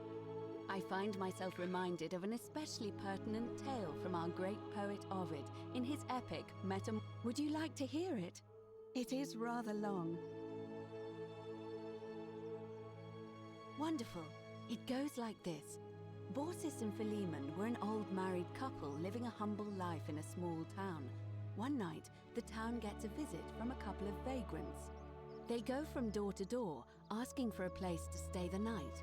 Of course, being vagrants, they're turned away sharply from house after house, 1,000 in all, until finally they come to the little cottage where Baucis and Philemon lived. Now the kind old couple had very little to offer, but nevertheless, they invite these strangers into their house and offer them food, wine, and a place to stay. Immediately the guests make themselves at home. They begin gulping down the old couple's wine, so much so that Baucis, the old lady, begins to worry they're going to run out. And then she notices something strange. Her wine pitcher keeps refilling itself, as if by magic. Realizing only a select few possess such powers, says to her husband, Philemon, "I think these men are gods in disguise." Immediately the couple begins apologizing for offering such coarse wine.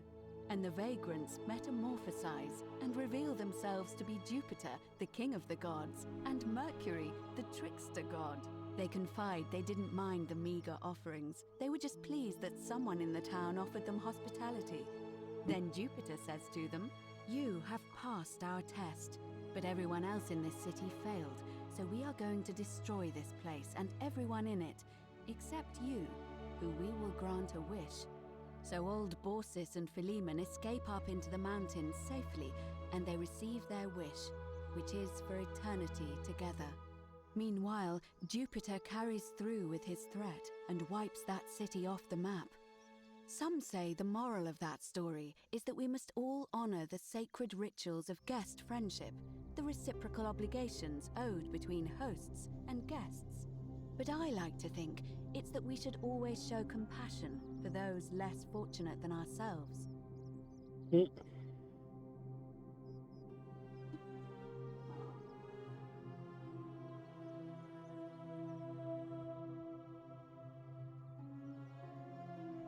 cynic philosopher might take that view, but it's not entirely invalid, I suppose.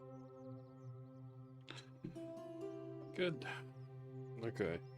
It must be completed by dusk. It'll be between... Why do you ask?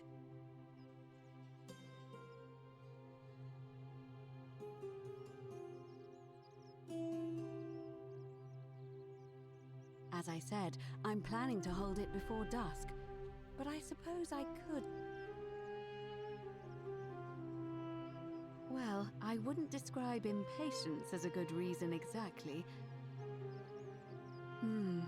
Yes, I have overheard some rather... Very well, I'll get things started. Okay, you go do politics. Citizens, it is time. Let us meet to elect our magistrate.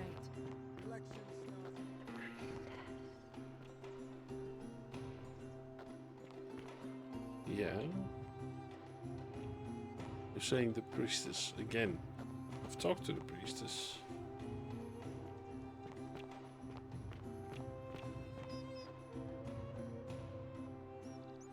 Sorry, I'm still a bit out of it. Galerius just saved my life. Was there something you wanted? Lucretia says I'm supposed to rest.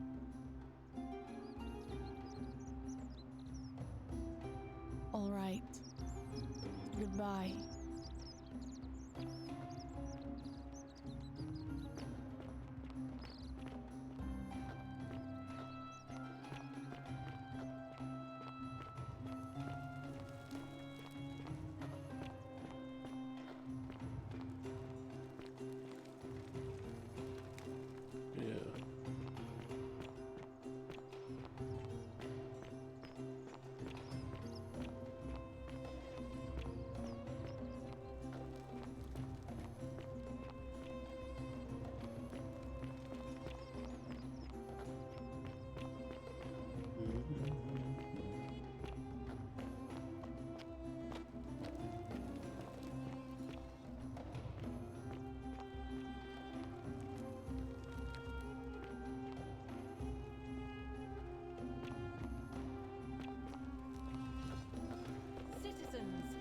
We have a quorate body of voters gathered here to elect the city's magistrate.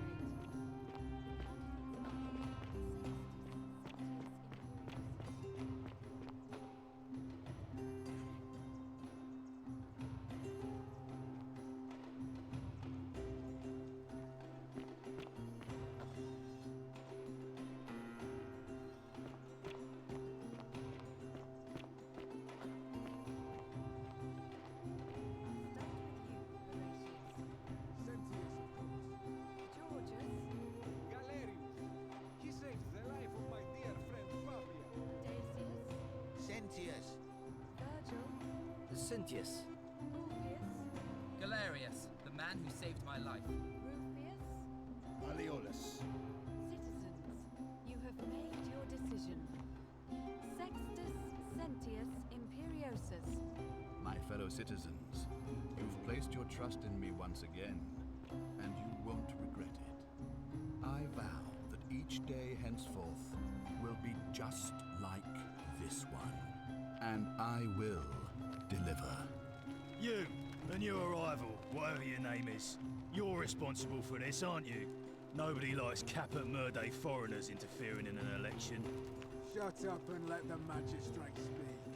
Malleolus is going to be magistrate by the end of the day. You have no idea what you're doing. You're going to get us all killed. Just stay out of our way, and we won't have a problem. Wait, I will not allow you to do this. You're showing your true colors now, priestess. Your corruption sickens me. Domitius, ignore her. Proceed. This is insanity. You'll doom us all. Lies. It is time the Golden Rule was exposed for what it is. A children's fable, exploited by a treacherous leader to instill fear in all of us. The golden rule is real, you idiot. Shut up, all of you. The magistrate has spoken. I'm going to enjoy killing you, old man. The many shall suffer for the sins of the one.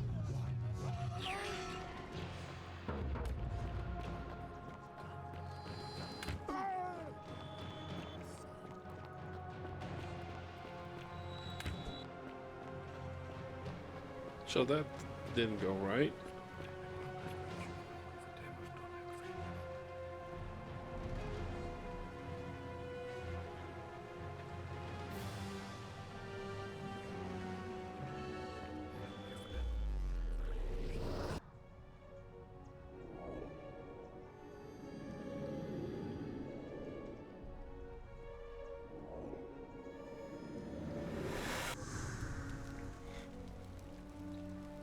Oh, I forgot to bribe the idiot. Salve, friend. No. Mind telling me who you are? Yeah. Oh. Hurry. Yulia. All right. I'll go. Go.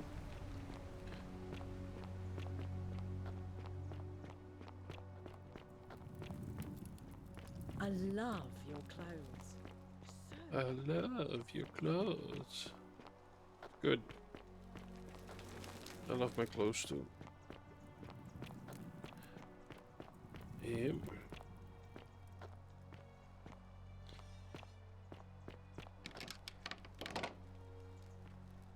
Ooh.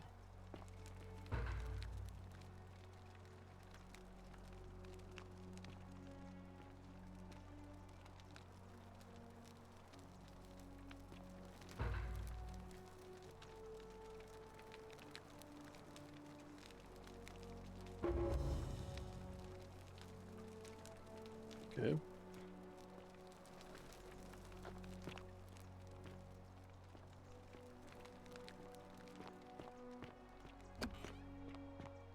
I've got the Roman plaque now, so that's good.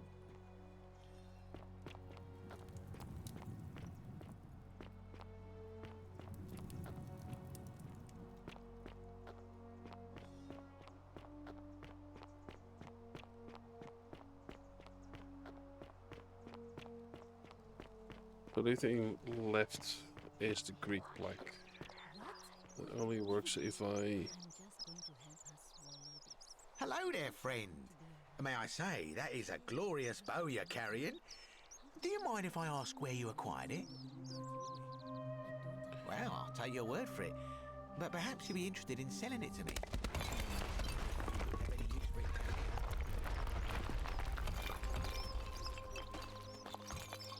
Oh well, let me know if you change your mind. But for now, can I help you with something? Mm-hmm. Malleolus. I mean, Centius couldn't even keep his daughter safe. What hope does he have of protecting us?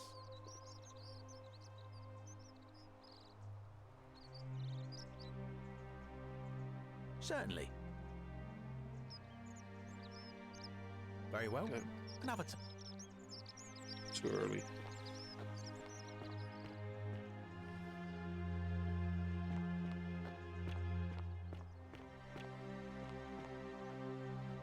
Let me see. Don't think the bakery lady is right there, right? No. Okay. Shiny. Salve and welcome. Need something?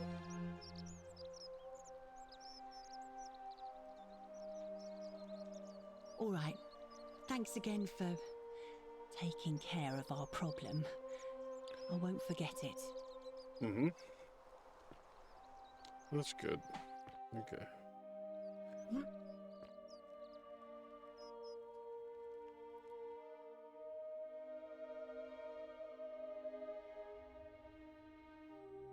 Still can't figure out how to do this.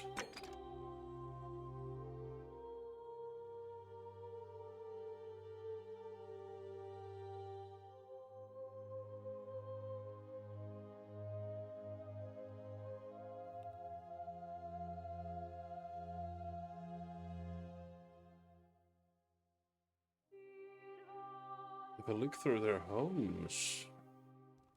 Where does Domitius live?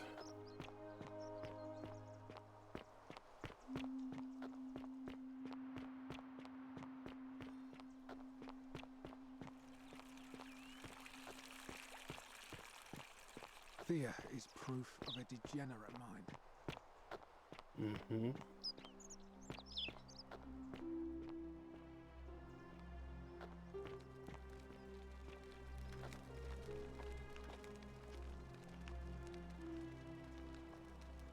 Censius Joe.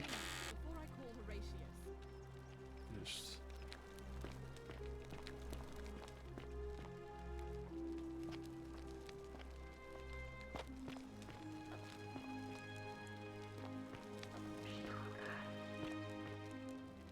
I'll guide you.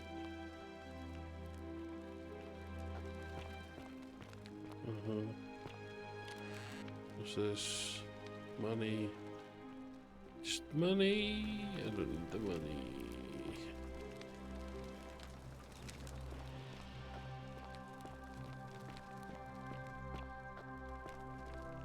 Just proof.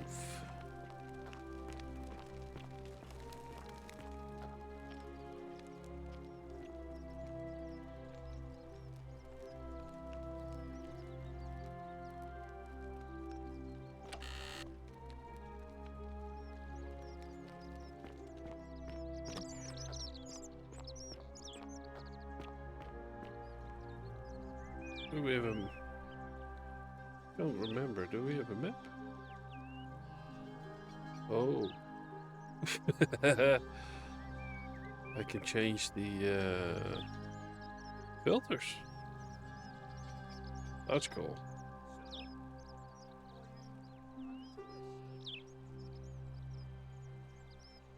Oh, no, not pixelated. Oh. Let's... no. Let's keep it default.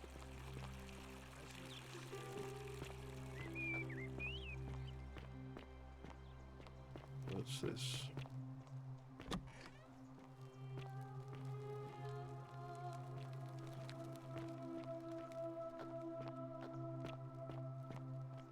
Where does...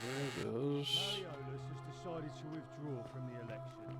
Oh, well, that's surprising. But thank you for telling me. I'll let everyone know. Mm-hmm.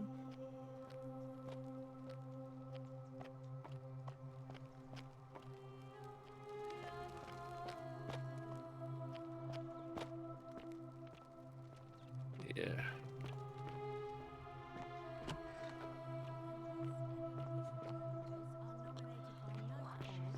Sentius will be re-elected magistrate by default. Actually, I'd like to nominate myself, if that's all right. Of course, Galerius. That's your right. Citizens, the election will proceed. Salve again, friend. I went and did as you asked, and it worked. That's good. How is it possible that you've just arrived here and you already know everyone and exactly what's about to happen to them? Ah. Good one. But seriously, how did you know? You're toying with me, right? Wait, you're not kidding, are you? That's the only way you could have known. You're a bit like... oh, what was his name? Sisyphus. Yeah, that's the one. Old King Sisyphus. Sisyphus was a Greek king a long time ago. For daring to think he could outsmart the gods, he was given a terrible punishment. He was forced to push a great boulder up to the top of a hill. Only, just as it reached the top, it would roll all the way back down to the bottom, forcing him to start over and over and over again for all eternity. Just like you. Actually, now that I think about it, there are a bunch of old stories about the gods punishing people by making them do the same futile task over and over. Tantalus was made to grasp at fruit on a tree he could never quite reach. The Bellides had to keep fetching water in a sieve. Oh, and Ixion was strapped to a wheel going round and round forever. But on the bright side, at least you're not stuck in the underworld like they all were.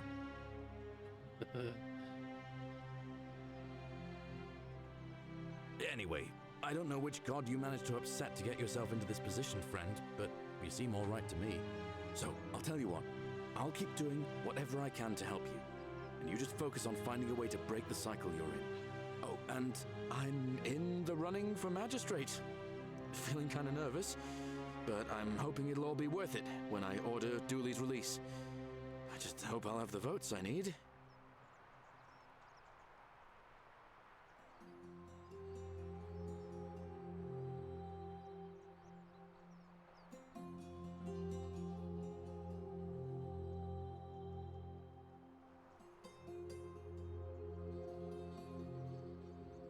Oh, that's kind of you to say. Now, I'm going to keep your secret. Although, it's not as if I'll remember this next time we talk anyway, right? Oh, and if our conversations ever start to annoy you, just tell me you're busy. I know when I'm not wanted. May fortune smile on you, friend. That's good. Okay, now, so he's officially in the running now. Salve. Now I need to... Hello there, friend. May I say, that is a glorious bow you're carrying. Do you mind if I ask where you acquired it? Skip. Well, I'll take... Skip. Oh well, So... let me know if you change your mind. Centius, I suppose. Yeah? And what's he gonna do for me? He's nothing. Certainly, for a few thousand denarii. Sure.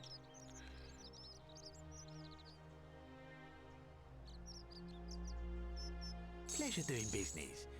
Can I help you with anything else? Very well. Another time. Okay.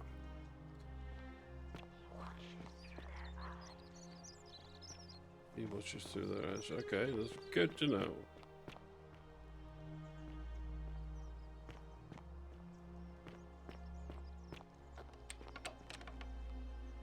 Door.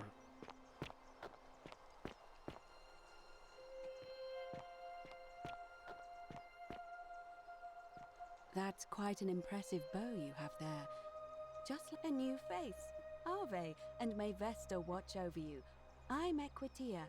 To what do I owe the pleasure? That's good. It'll be. Why do you? As I said. Very well. You gotta do the election thing. It is time. I'll go see if I can find something. Here?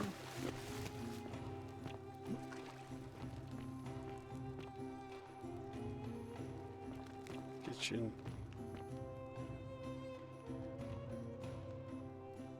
La familia.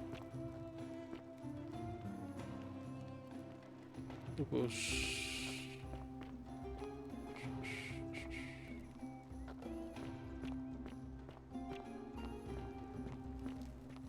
so doesn't stay here.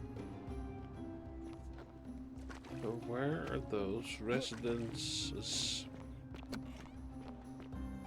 Where do they live?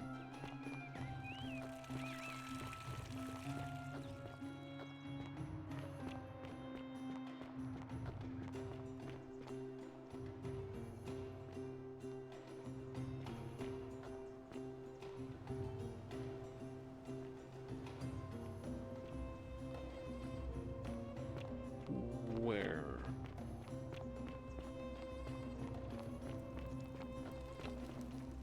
Good to know.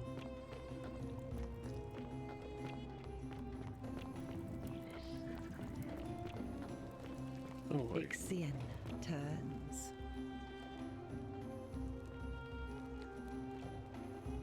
I've been here before. Oh.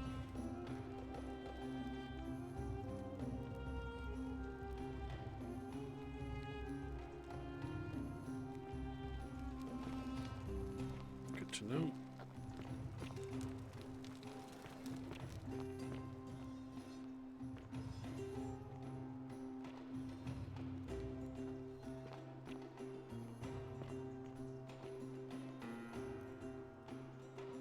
Herbal stuff. It's Lucretius. Oh wait. No. Don't want to steal anything.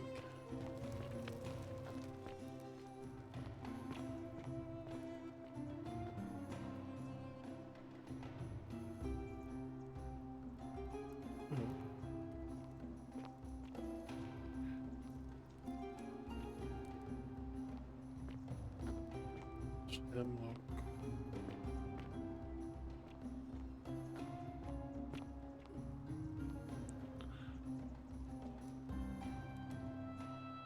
Ice tower.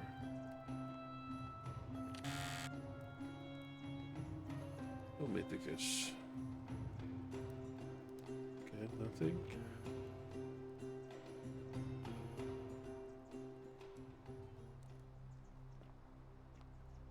Now he arrived.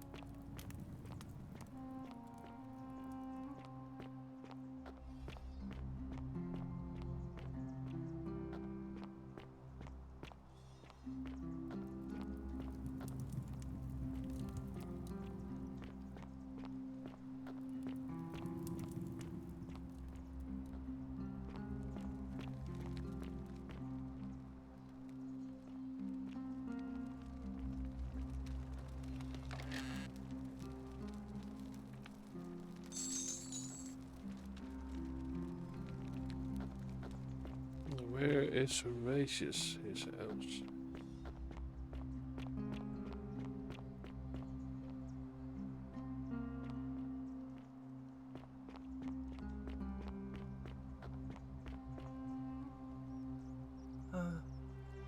Hello? I'm Dooley. Magistrate Galerius said I should thank the newcomer. Are you the newcomer?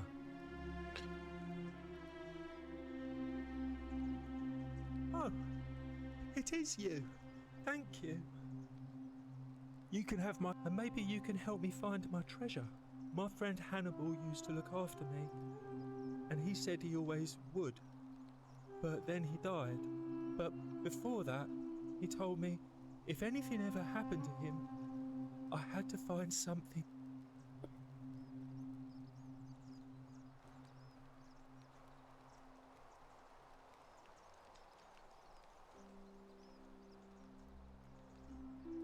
What was in there? Was it gold and pearls and shiny things? Do you think you could share some with me?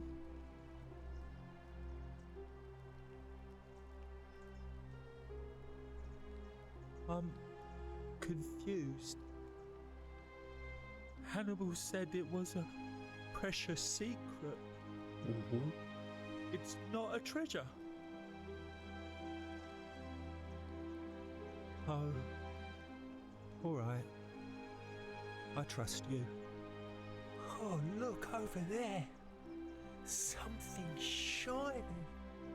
Is it treasure? Maybe it is treasure.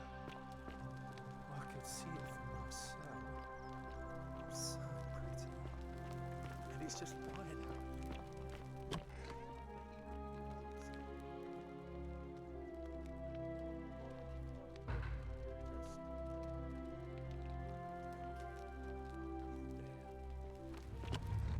The many shall suffer for the sins of the one.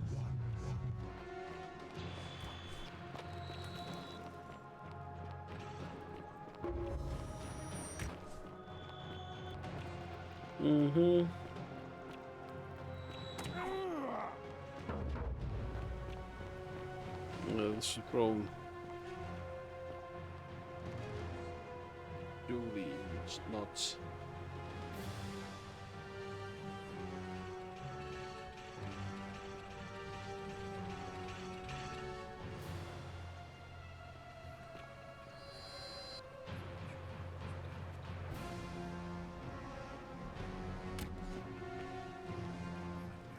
There we go.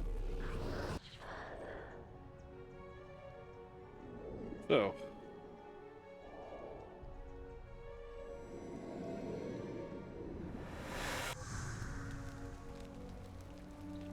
We've got the plank.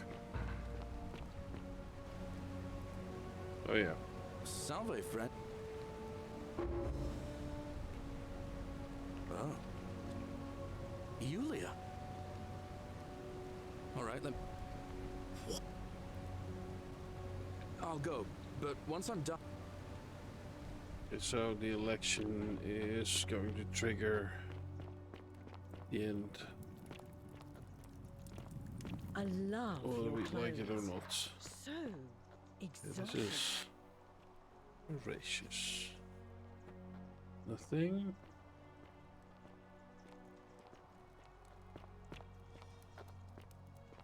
Then we have a vase.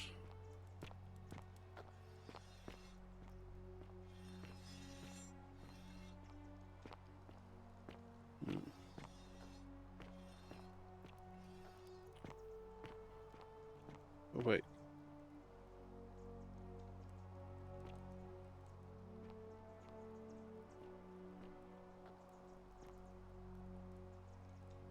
Kabosh.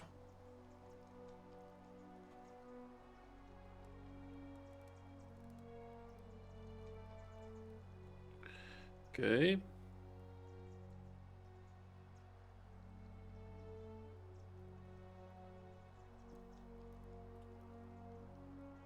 Mm-hmm. Oh, skirty.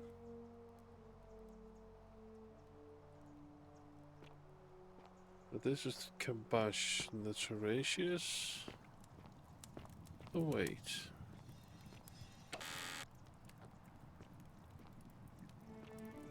Incomplete note.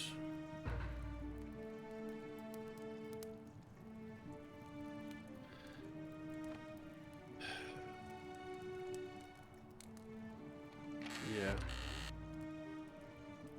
No, I'm not gonna steal. Okay.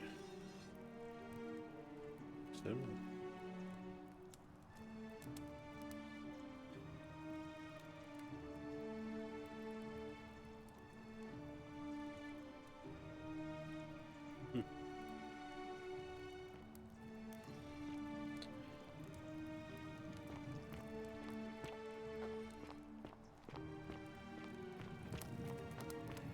Oh, we might solve this one as well.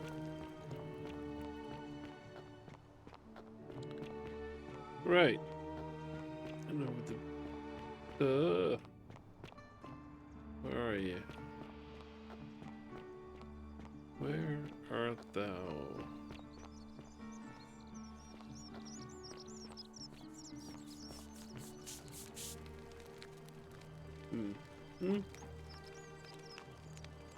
Ah, a new face. Salve, and welcome to our little community. I hear we have...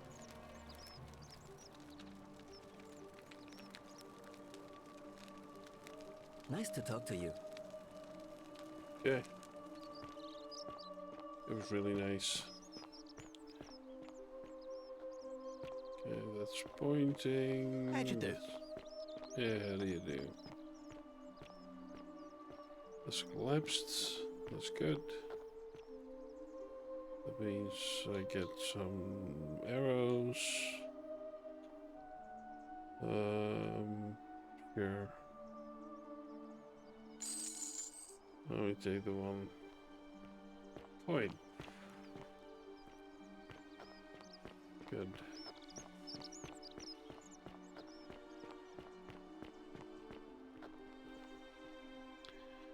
Yeah. Yulia! I'm so glad you didn't go through with it. It wasn't for lack of trying. And now Malleolus is going to... Welcome. Wait. Why do you look so happy? We're free. Malleolus just released us and we never have to set foot in that villa again. What? How? Galerius arranged it somehow. Really? That's incredible. Oh, what a relief. I don't know what to say. You don't need to say anything. Just rest up, get your strength back, and we'll celebrate properly when you're ready. I will.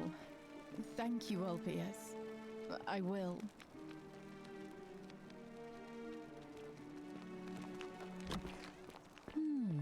A golden bow, just like Apollo and Diana's. Mm-hmm.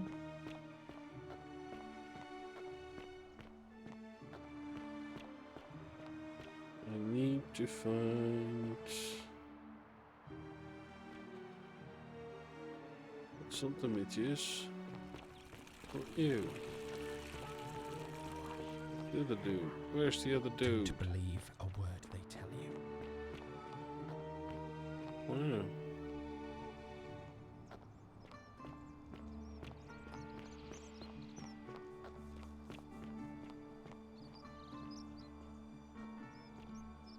I'll talk to the other dude before I put in the planks.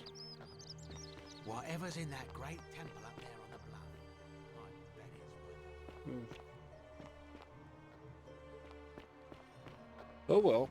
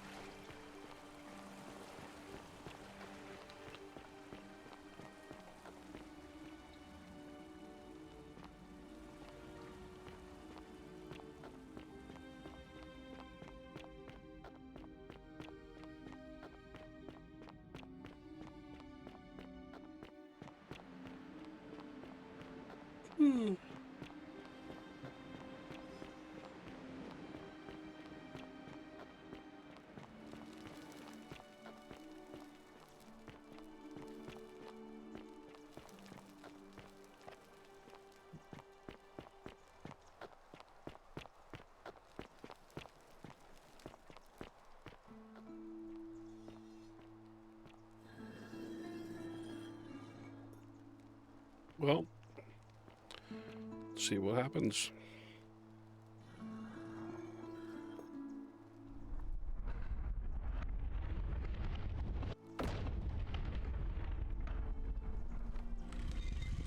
It's shiny. Oh.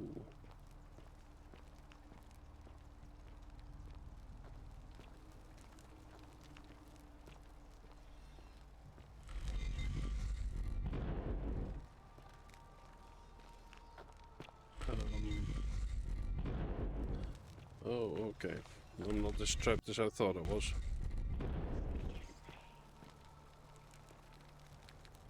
Speak his name.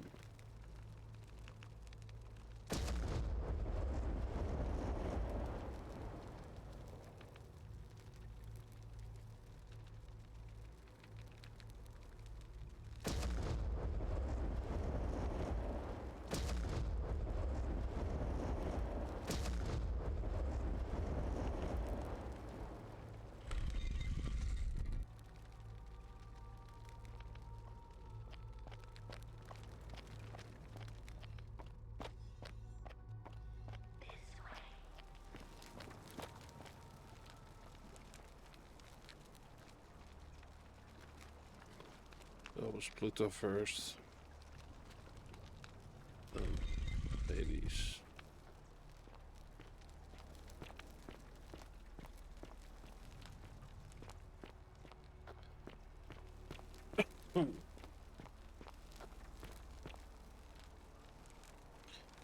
Then Osiris.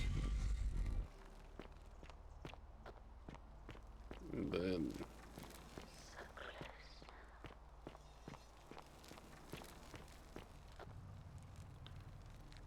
Nergal. The fierce one. Bright light.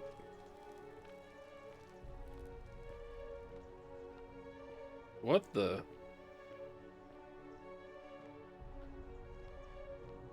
Future stuff is this?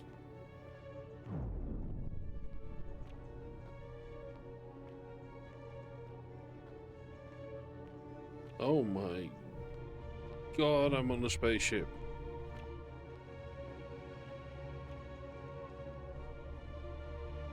Of course it had to be aliens.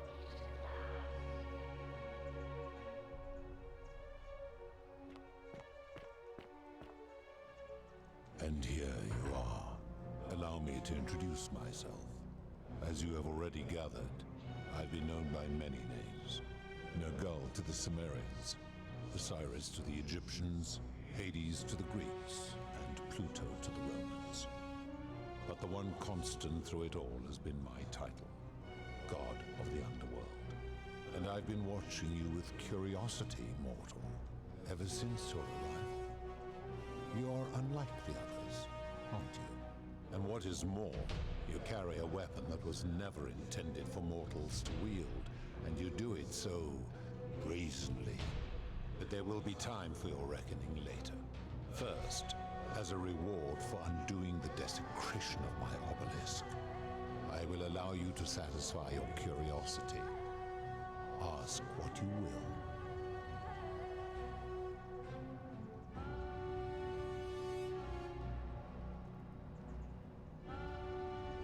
My story is many thousands of years long.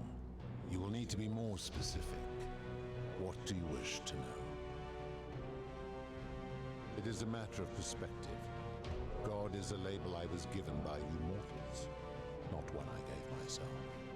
Your ancestors revered me because to them, my knowledge and technology made me incomprehensibly powerful, just as you might seem so to an insect.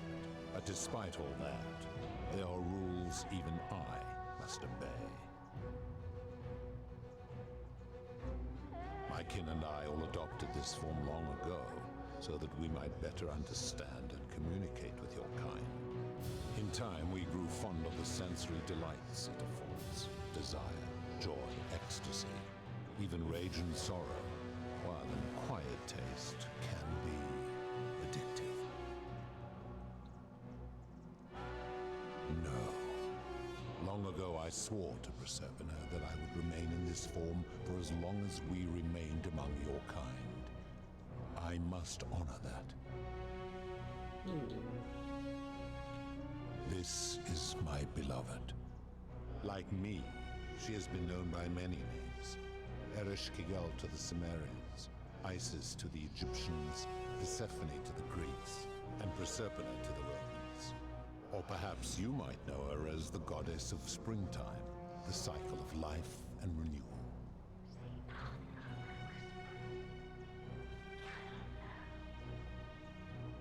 Your gaze lingers too long. That is my servant. You would have met by the river, though she wears many faces and goes by many names. Kumutubal to the Sumerians, Kirti to the Egyptians, Charon to the Greeks, and Charon to the Romans. Her role is to ferry souls between the mortal world and this one, and to make their transition as seamless as possible. For that, she earned herself the infamous, if erroneous, moniker, the Ferryman. You will talk more later. For now, ask your questions. As you wish. It has come to be known simply as the Underworld, and it exists because of a wager I made long ago. That is a long story, one that began over 3,000 years ago and continues to this day. You see, long ago my kin and I set out from our home on Elysium to search for other forms of life among the stars. We discovered your planet and witnessed your kind evolving from primates into something lawless and barbaric. You all but destroyed yourselves, your 2 short lives being extinguished by violence and ignorance and disease. Yet Proserpina saw raw potential in you, and persuaded the rest of us it would be squandered without our intervention and stewardship. So we revealed ourselves to your people in a place called Sumer. We offered guidance in agriculture, toolcraft, and law, and you called us gods. For a time you flourished, but soon you were too many for us to oversee. And as you spread from that cradle of civilization, we saw something disturbing. We had sown the seeds of dependency and confusion, and soon you returned to your old ways of violence and ignorance, this time in our name. My kin had seen enough, and gave up on your kind, condemning you as barbaric and chaotic, scarcely more than animals. We began preparations to return to Elysium, our home world, a utopia unspoilt by conflict and unimaginable in its beauty. But my Proserpina could not bear to abandon your kind without guidance, and knowing it would force the rest of us to leave her behind, she made an extraordinary sacrifice. She gave up her immortality to descend permanently to the ranks of humankind. And so she began her inescapable trajectory toward death. Horrified, I acted swiftly. I placed her in suspended animation in a deep frozen sleep to prevent age and sickness from claiming her. And then I pleaded with Proserpina's father, who the Romans called Jupiter, to bring her with us to Elysium. It was and is my hope that once there, we might one day learn to undo what she has done to herself. But he refused. I did everything I could to persuade him, but he would not relent. He would rigidly uphold his final pronouncement. Humans were unworthy of ascension to Elysium, and no exceptions would be made. But seeing that I was aggrieved, he proposed a wager, the terms of which were as follows. If even one human city could prove itself capable of living without sin for a single year, then Proserpina and all of humanity would be permitted to join us in Elysium. My part would be to remain behind, the last of my kind, to watch over you without interfering, and to sit in silent judgment. And so my reward has been to languish here, enduring a 3,000-year winter, waiting for the day your kind proves itself worthy of her faith in you, so that I might take her with me to Elysium and unthaw my goddess of springtime. And here I am, after all this time, still waiting. Yeah. Well, looks like he's got a raw deal.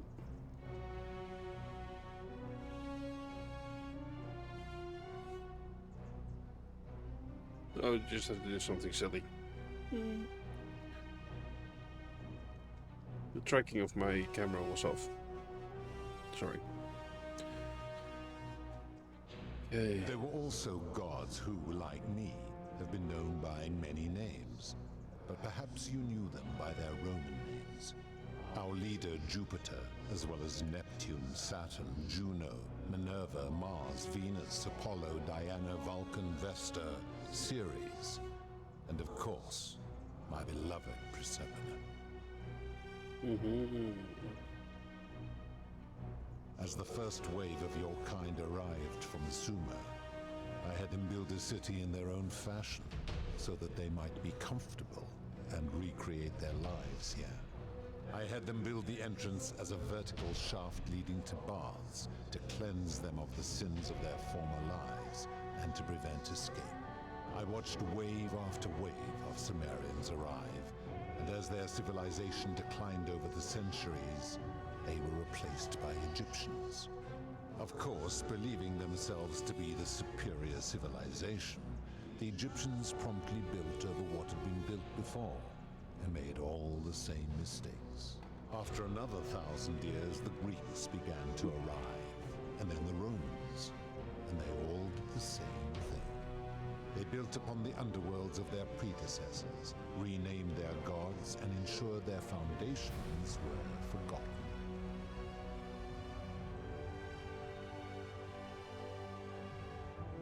To ensure the wager was fair, it was important that my subjects were chosen at random. To this end, I had my servant distribute 1,000 tokens fashioned from the silver, a rare element at the time, across all of Sumer. Whoever died while in possession of one of them would be located by my servant and ferried to this place, with no memory of how they arrived. As the tokens were discovered, they were traded, smelted, and fashioned into trinkets, and eventually coins, spreading to Egypt like seeds on the wind. Later, when they spread to Greece, they would come to be known as Charon's Obol, or as coins for the ferryman. Some placed coins in the mouths of their dead, hoping they would awaken here, though they had no way of knowing which coins were fashioned from the original tokens. In fact, almost all of the tokens are accounted for, only 2 remain. And so after this wave destroys itself, as it is destined to do, your kind will have squandered the last of its potential to ascend beyond this rock, and Persepolis along with it.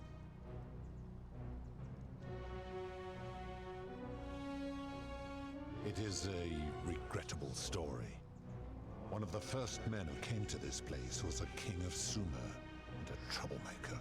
To be rid of him, I returned him to his people, on the condition that my servant erased his memories of this place. But the erasure did not take completely, and he told stories of this place as if describing memories of a dream. His tales were committed to writing, which came to be known as the Epic of Gilgamesh, and his words were twisted and distorted over generations.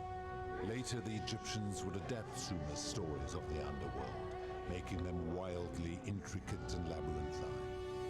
Their Book of the Dead and Book of Gates bore less and less resemblance to this place in their priests' pursuit of profit. Then, when the Greeks began to arrive, they proved far more cunning, and in a series of incidents that will not be repeated, 5 of them escaped.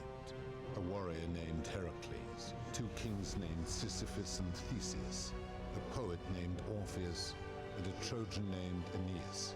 They each told embellished tales of this place, how to get here, and how to escape. And so from Sumer to Egypt, Greece to Rome, your kind has always told each other stories about this place, though each story contained only a seed of truth. Interesting. Of course.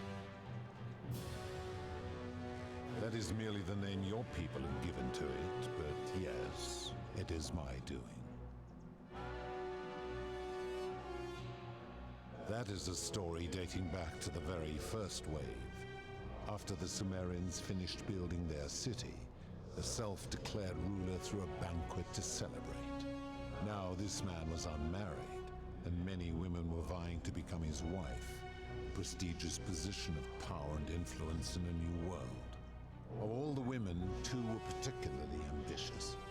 Both were beautiful, and both arrived at the banquet wearing eye-catching dresses and painted faces, their hair woven in elaborate fashion.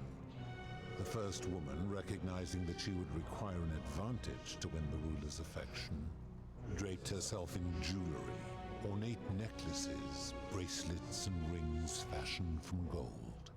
Seeing this ostentatious display, the second woman grew envious, for she had no such jewelry at her disposal.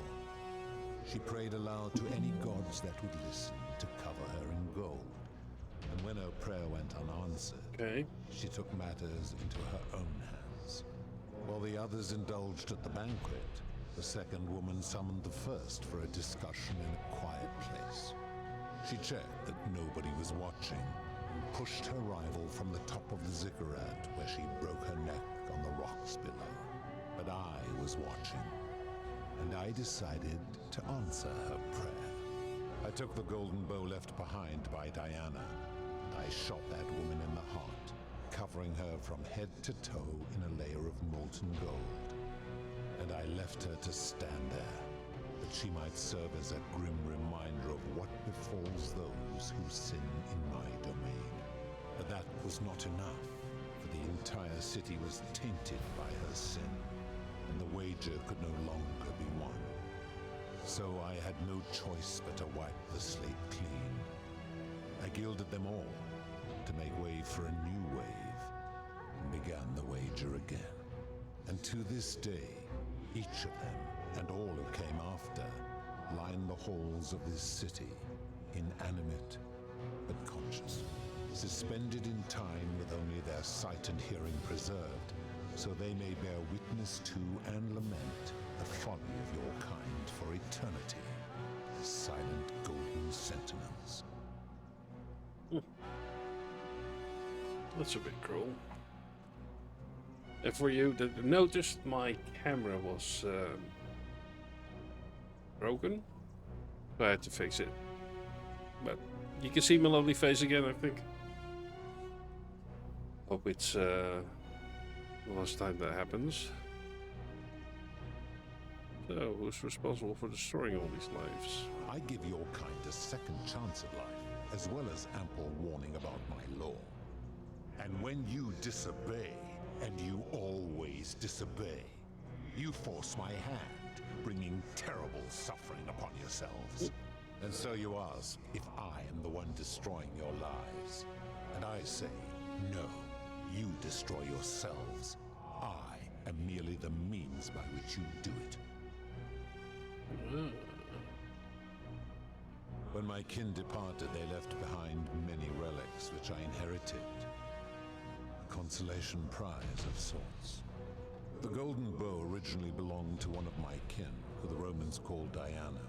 As my collection of golden statues grew, I chose the most ferocious among them, and equipped them each with a duplicate of her bow, and tasked them with hunting down the Forsaken at my behest. They became known simply as Furies. I've always considered that the cornerstone of morality is the ability to determine right from wrong on one's own. No attempt to lay out rules like your Code of Hammurabi or your 12 Tables of the Roman Republic can ever cover all possible scenarios. This should come as no surprise to you, since the core principle has been expressed in many forms by many of your civilizations. The Egyptians made a rudimentary attempt with do to the doer to make him do. The Greeks refined it with avoid doing what you would blame others for doing. The Roman Stoics added, treat your inferior as you would wish your superior to treat you. Even the so-called cultists hiding among you often say, do unto others as you would have them do unto you. It is the simplest of concepts, and each one of you is born with the faculties required to apply it to any situation. Yet none of the peoples who expressed this rule were able to uphold it. Curious, is it not?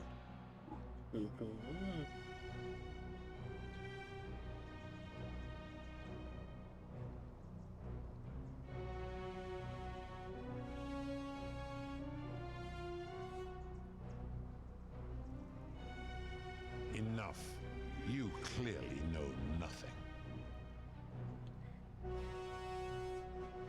I'm able to commune with all the statues in the city. Their ears are my ears, and their eyes are my eyes.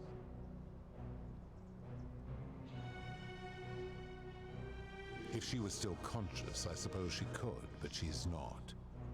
Why do you ask?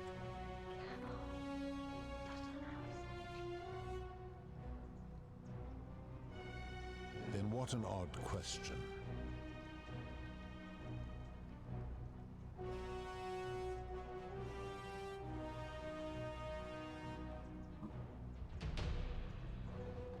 Do you plan to speak in sweeping generalizations, or are you going to give me an example?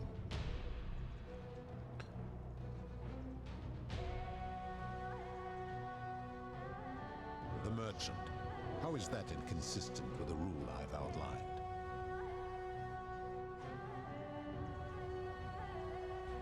I disagree. Having watched this merchant, that is precisely what he would expect from others, and he would be quite capable of paying the price anyway.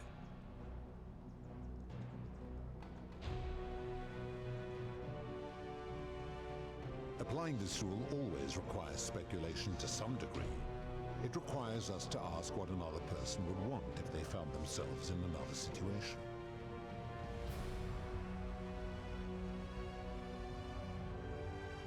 Not if we're wise enough to know the mind of man. Supposing you're right, and my law has been broken, and I should turn you all to gold immediately. Is that what you want?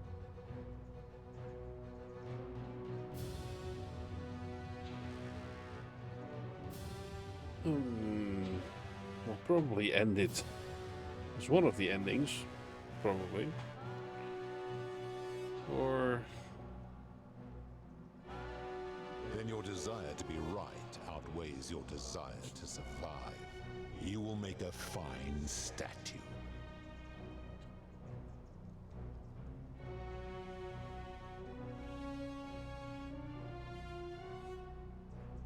Oh well, let's say a real choice. Okay, let's go. Do you really think you can wound me, a god, with that primitive weapon?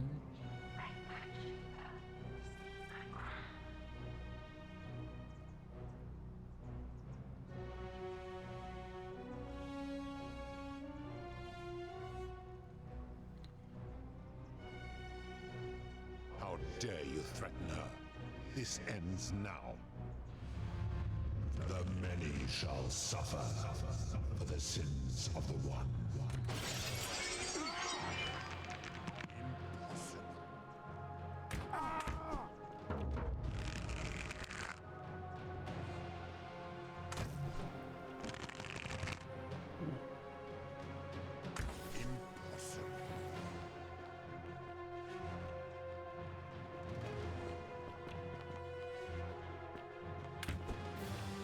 Mm.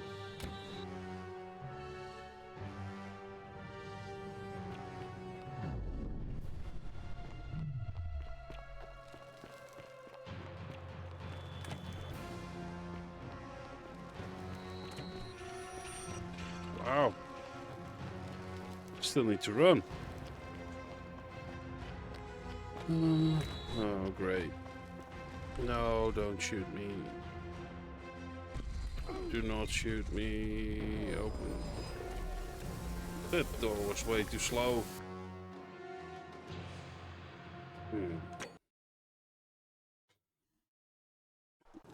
Well, it didn't end the game. It wasn't one of the endings, but we know now. Oh. Pluto.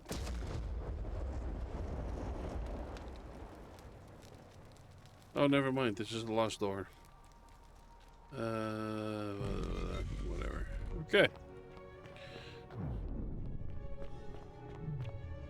Blah, blah, blah, blah, blah, blah, blah. We're gonna do some dialogue skipping now. And here you are. Because it was a lot of dialogue. Myself, as you have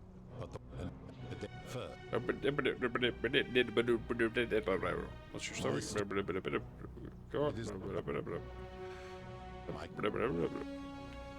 No. This that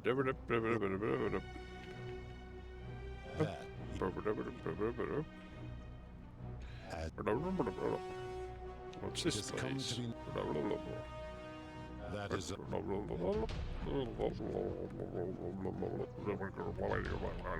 there were also gods who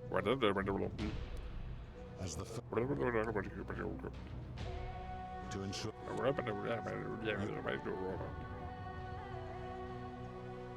it is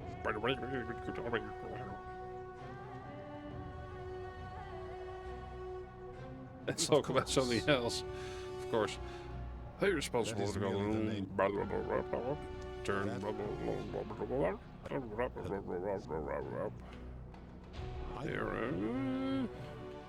when my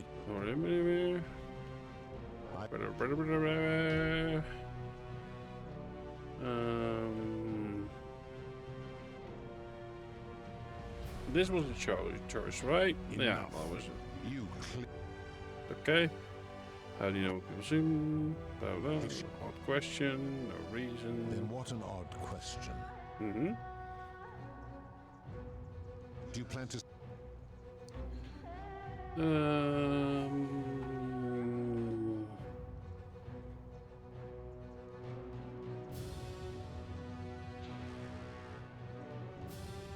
You speak of the moneylender. How is that inconsistent with the rule? And he would never... Mm-hmm.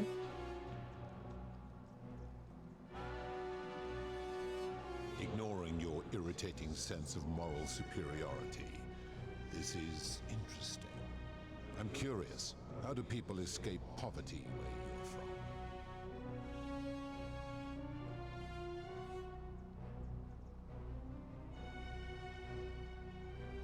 I see. And how long might it take such a person to repay their debt? I fail to see how your system of loans is significantly different to a debt bondsman signing over his labor for 30 years. Supposing you're right, and my law has been broken, and I should turn you all to gold immediately. Is that what you want? Let's go for the nevermind now. Now tell me, what other sins do you believe I have overlooked?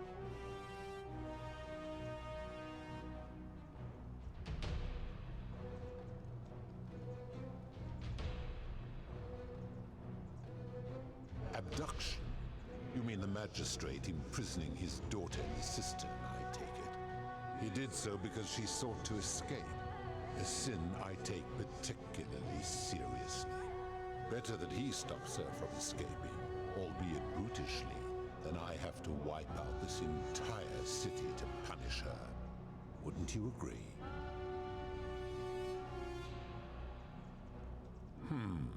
Supposing you're right, and my law has been broken, and I should turn you all to gold immediately. Is that what you want? Now tell me, what other sins do you believe I have overlooked? The midwife in the palace, yes. How is that inconsistent with the rule? The rule is do unto others, meaning other people. Those statues are something else now. Bloodless shadows, mere shapes of their former selves. They are forsaken. What happens to them is no concern of mine. Ooh. Applying this rule always requires us to interpret the meaning of the words. A literal interpretation helps to minimize the ambiguities of your primitive language. Bahaha.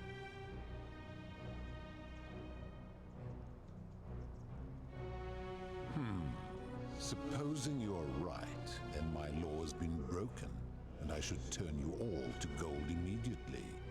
Is that what you want? No, of course not. Never mind. Now tell me, what other sins do you believe I have overlooked?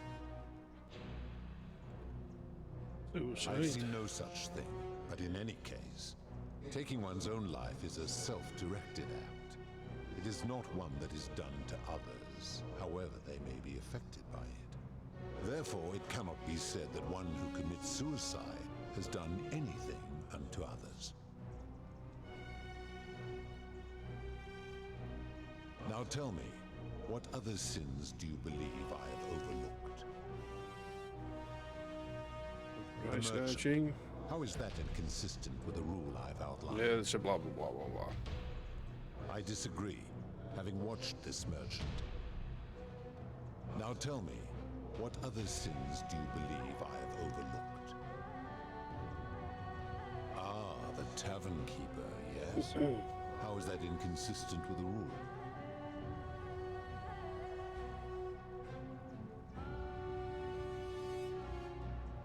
I disagree. Having watched that tavern keeper, that is precisely what she would expect from others. She would view it as a game, one she intends to win. A Applying this rule always requires speculation to some degree. It requires us to ask what another person would want if they And this found is why themselves in another situation. Scripture is so... I wouldn't say wrong, but dangerous. Not if we're wise enough to know the mind of man. Supposing you're right, then my law has been broken, and I should turn you all to gold immediately. This is such... Is that what you want? Now tell me, what other sins do you believe I have overlooked? Do you honestly think you could do better?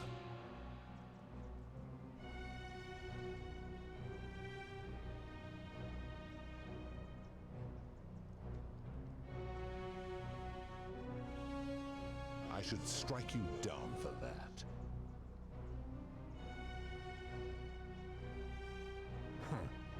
Now, did you have any other questions before your reckoning?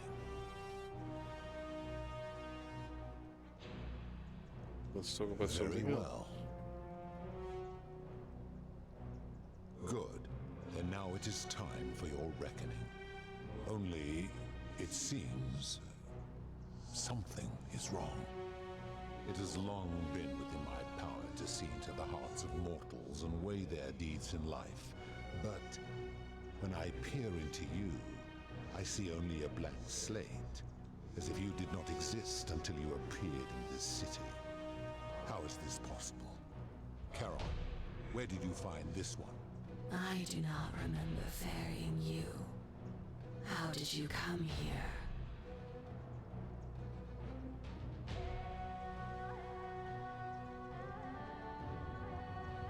If that is true, then I sense the intervention of someone powerful. How did you come to be in this time, mortal? Who brought you here? He cannot know.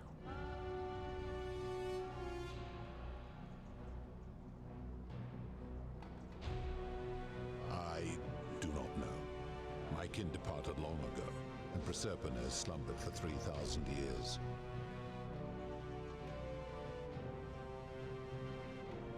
Tread lightly, mortal. Enough of this. It seems I will need to put your reckoning on hold for now. But answer this. Why have you come here? What is it you seek?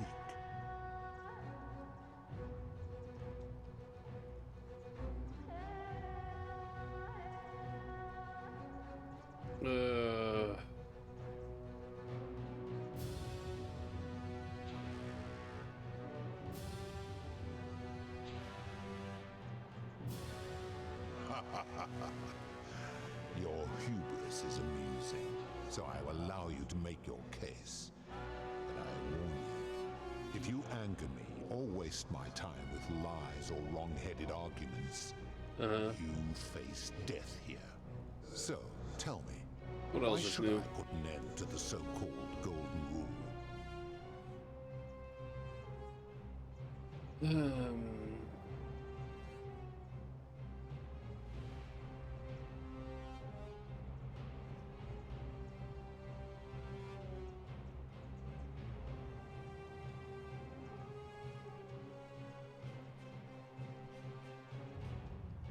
How so?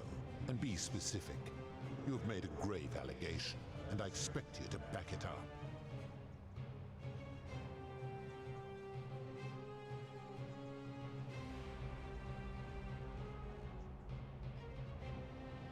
True. I have witnessed him doing that.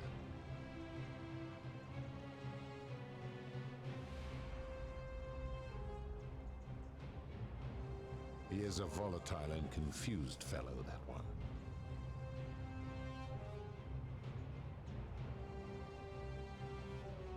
I admit, I have grown disturbed watching them.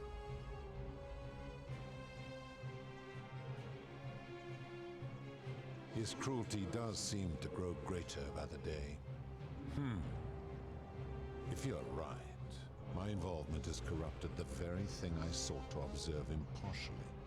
But if I were to accept that, Are you telling me these humans could coexist peacefully, without theft or violence, without my law?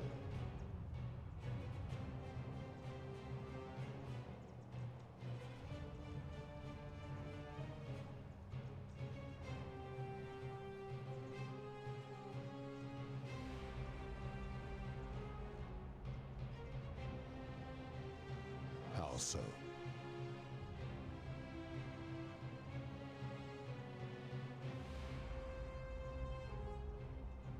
And how is that working for you?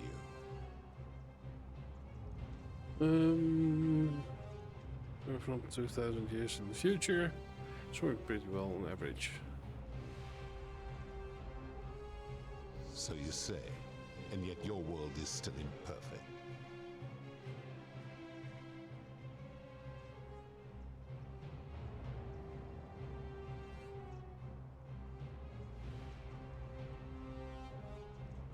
Your words are breathtakingly naive.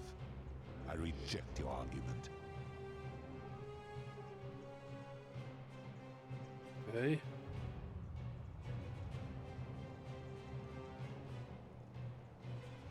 That is a very serious accusation, mortal.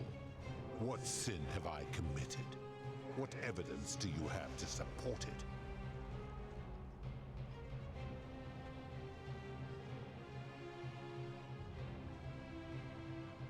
If there are people in the city, I guess I will.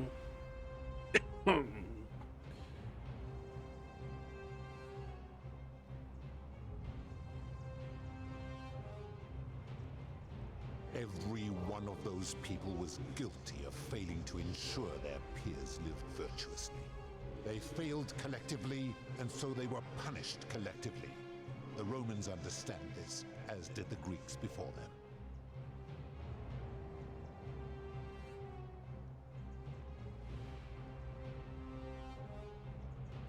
Egregious crimes.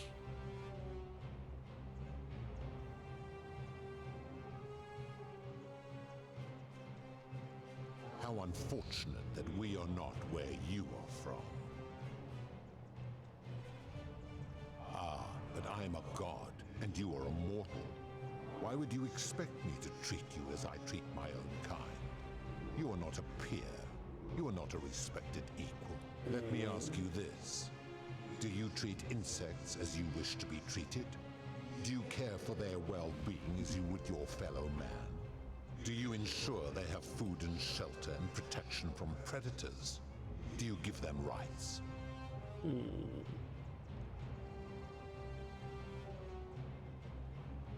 Of course not, because that would be absurd, just as it would be absurd for me to treat your kind as equals.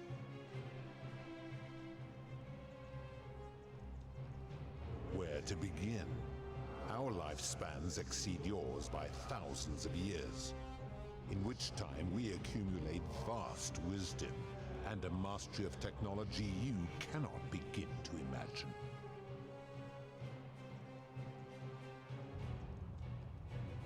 Because that is the source of our power over you.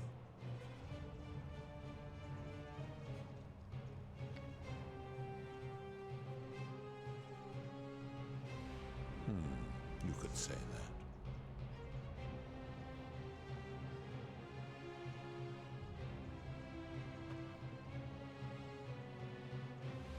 My kin have no superiors.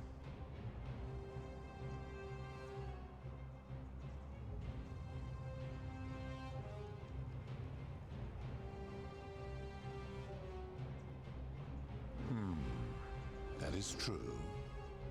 Go on.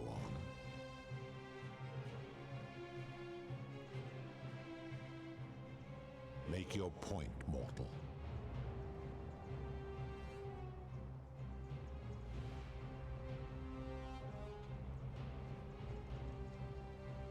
Let me ponder that for a moment. If you're right, then it would follow that all this time I have been in the wrong. But no. The very thought of it grieves me. How can I accept your argument when doing so would make me a tyrant and a monster?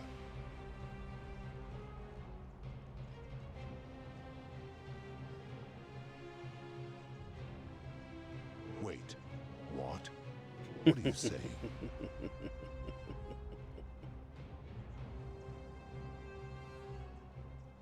You have spoken eloquently, and yet, if what you say is true, it follows that my wager was fatally flawed from the beginning. But that would mean Jupiter, Proserpina's father, who knew more about you than anyone, proposed a wager I could never win. Why would he do that?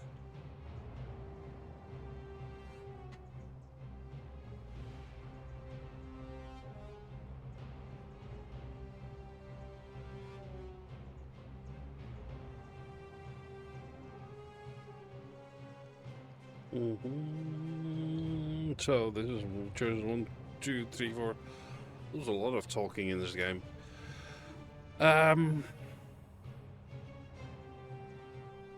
Left you behind because even your own kin didn't want you.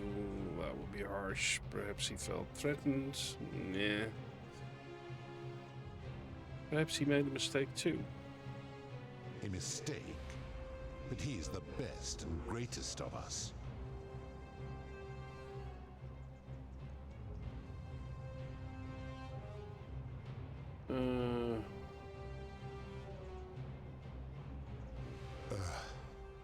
Your words sting me, mortal. But perhaps it is what I deserve. As difficult as this is to admit, I have suspected as much for a long time now. And I cannot deny it any longer. I've been so fixated on taking my beloved to Elysium that every time one of you sinned, it wore away my hope of being with her again. In time, I began to despise your kind for making her believe that you could ever be better than you are. But my rage was not born of malice. Quite the opposite.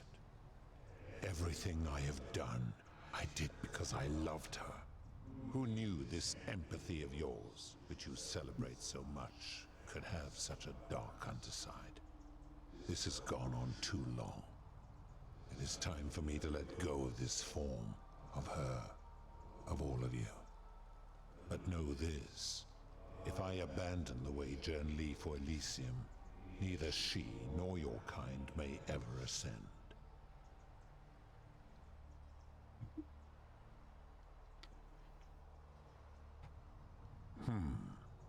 Very well. I will have Charon make arrangements to ferry the others. But as for you, be aware you will be separated from the rest. Once this exodus begins, the events that brought you to this moment will never have taken place, and you will have created a paradox. What will become of you is difficult to predict, but that is the risk you have taken by interfering in the natural flow of time. Now, are you ready? Farewell, mortal.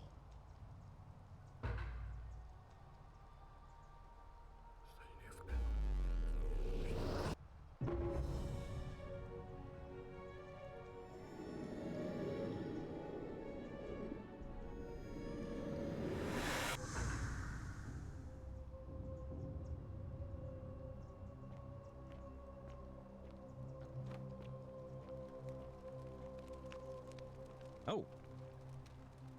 Hi there. Gave me a bit of a fright. Thought I was in here alone. I'm Al. Well, here I am. I'm sorry, I didn't catch your name.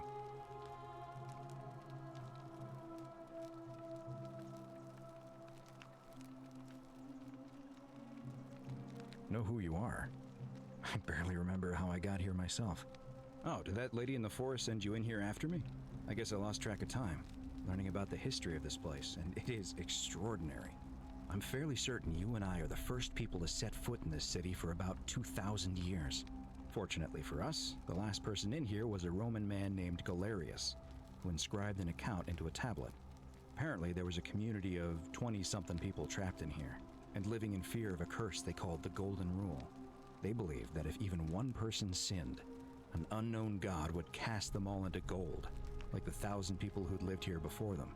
Then, one day, just as Galerius had finished praying for a good harvest at the shrine of Proserpina, an oracle appeared and told him how to solve the ills of the city, like saving the life of a dying woman, preventing the suicide of a man in debt bondage, freeing a falsely accused prisoner, foiling an assassination attempt, and so on. Meanwhile, the Oracle walked up to the temple of the mysterious god, this one right here, and demanded an audience, and the doors just opened up to him. Nobody knows what went on in there, but Galerius wrote the Oracle must have been more persuasive than Odysseus, because the next thing he knew, the ground shook, and the voice of that god rang out over the city. The many have suffered long enough. Unfortunately, Galerius' account just sort of stops after that, leaving a lot of questions unanswered. What became of him, and the other people who lived here? What happened to all the golden statues? And did this mysterious oracle single-handedly undo the curse that had terrorized people for hundreds of years?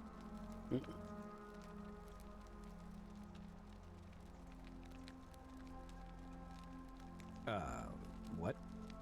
Oh, I see. For a moment there, I thought you were serious. Anyway, I think I found a way out through the aqueduct that brought water into the city. Follow me.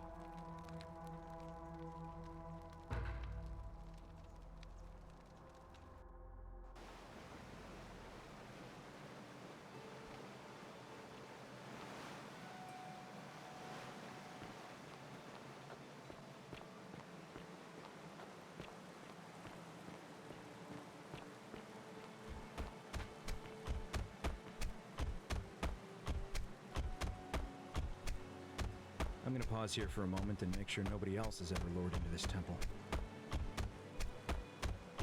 You go on ahead. I'll be there soon.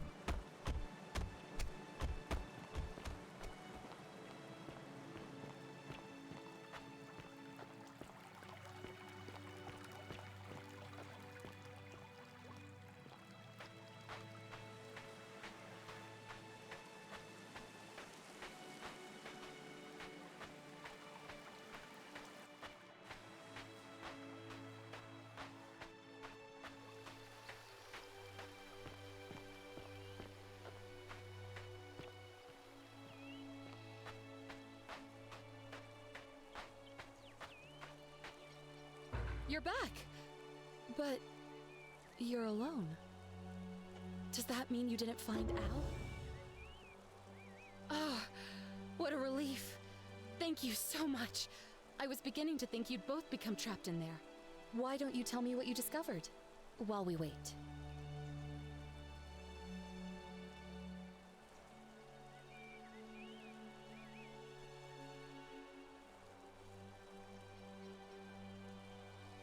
Ah, I see. I thought you might.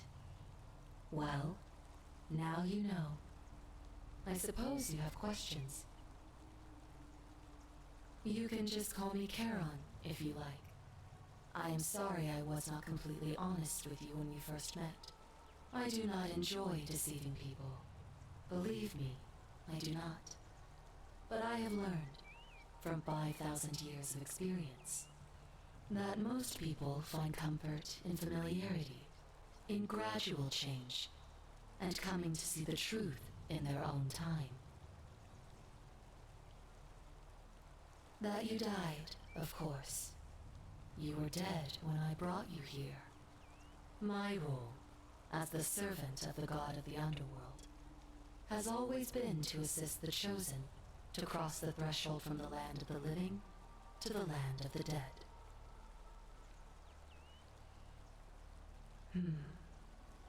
Usually, when people do not remember how they died, it is because they suffered a terrible trauma. Most souls would rather not remember. Ask yourself honestly, do you really want to know? As you wish. You were murdered. You were exploring an old tomb when you discovered a cache of forgotten relics, including 2 silver coins of ancient origin. Unfortunately, as you emerged into daylight, you were set upon by 2 thieves. A nearby hiker saw the scuffle break out and leapt to your aid, trying to help you recover your bounty. You both fought bravely, but your assailants were armed, and you were not. There was nothing you or your ally could have done. He died instantly at the scene, and you followed a few hours later. That man's name was Al Worth. You were each in possession of a sacred coin, called Karen's Opal by some, and so it was my duty to bring you here.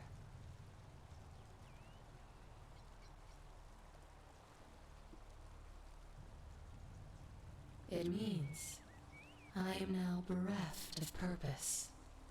There is nobody else to ferry here, nobody to keep you company. After 5,000 years, the underworld has finally run its course.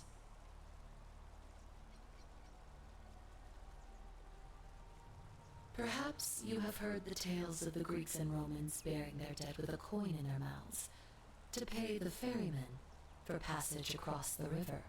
Well, those stories contained a seed of truth, but not any coin would do.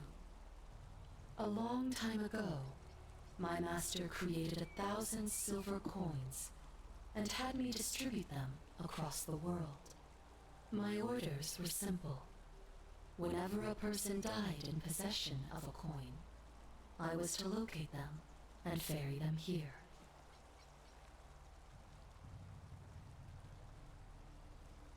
It means I am now bereft of purpose. There is nobody else to ferry. I see no point in keeping you here, but I have to ask one thing.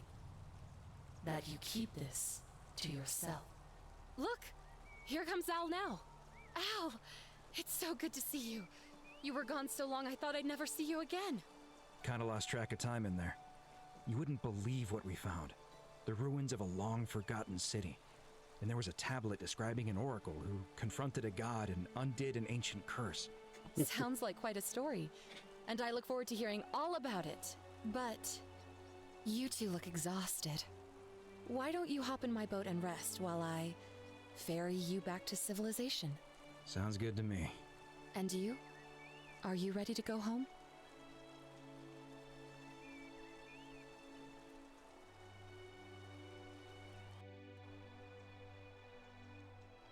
Oh, 1 year later.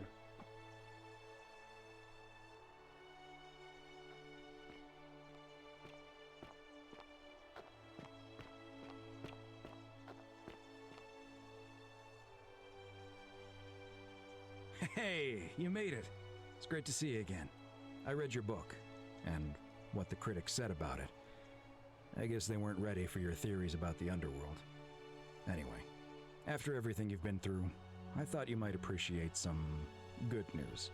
So after we got back to the real world, I started doing some research into the people mentioned in Galerius's tablet, and I found something strange. I'm sorry I've been so cryptic. I've been dying to tell you, I just really wanted you to see this for yourself. Why don't you head on down there? I'll catch up with you at the other end.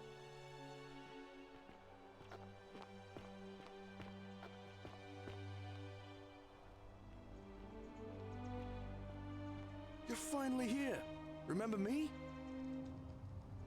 It's a crazy story.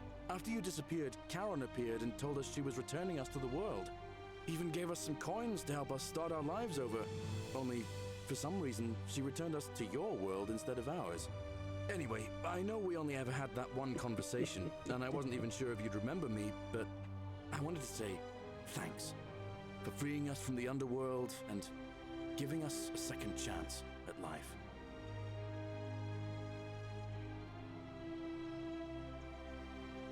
Oh, I used Karen's gift to buy a farm in Umbria. Got a villa on it too, with enough room for Dooley, of course. It's hard work, but I sleep soundly every night. I'm finally my own man, and I wouldn't change it for the world. That's good. I know! I can't believe my luck either. But we're engaged and living together. We're planning to get married next spring. If you're going to be around, we'd love to see you there. Of course, there's a whole museum full of people waiting for a chance to thank you, so you better keep moving. We'll speak again soon, my friend. Oh, hello.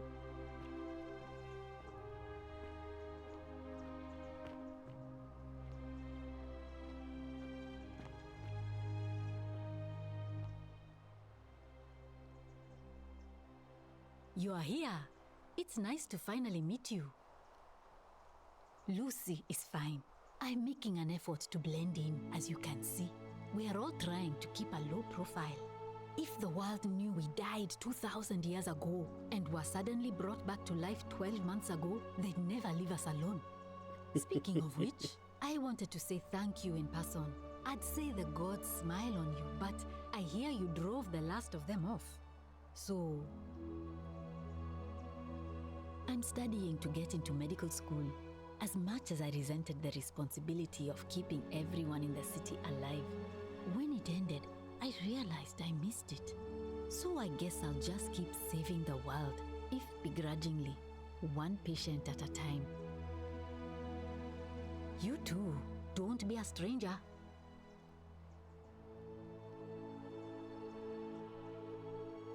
You're the Oracle, right? Oh, of course, sorry. And I never got a chance to thank you for telling Galerius how to save my life. And of course, getting me and all of us out of a terrible situation. Oh, I barely recognize myself. I'm living in a house share in London with my wonderful girlfriend. And I'm studying English at university. Eventually, I want to travel the world and write about it. Turns out, it's about 30 times bigger than the Roman Empire ever was. Did you know there are entire continents Rome never knew existed? And you can travel almost anywhere in an aircraft, which is rather like flying on a Pegasus, but much more comfortable. Oh, sorry, you already know all that, of course. I'm just so excited. There's so much to see and learn and write about. I have noticed people from your time have no idea how fortunate they are. I hope to change that. One day. Last I heard, Malleolus kept insisting he was the last rightful ruler of the Roman Empire, and wound up being committed to a psychiatric hospital. As for Claudia, she was always so viciously unhappy. Someone said she'd blown all her money on wine, trying to drink herself back to the underworld. After the horrific way they treated Ulpius and me, I can't help feeling a sense of... what's that German word? Schadenfreude?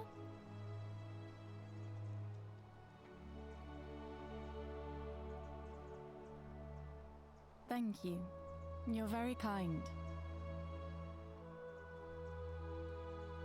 Ugh, someone told me she was boasting about getting her claws into some rich prince, and how she was going to be living the high life from now on. Even in your time, life still isn't fair. Apparently, he'd proposed before they'd even met. And last I heard, she'd bought herself a first-class one-way ticket to join him in some exotic place called... what was it? Nigeria? Some people have all the luck. Well, you are the Oracle, so I suppose I'll take your word for it. Huh. I feel better already. Thank you. You too! If you're ever in London, let me know. We can go to bars and drink wine and listen to the stories of the 9 million people who live there. Mm-hmm.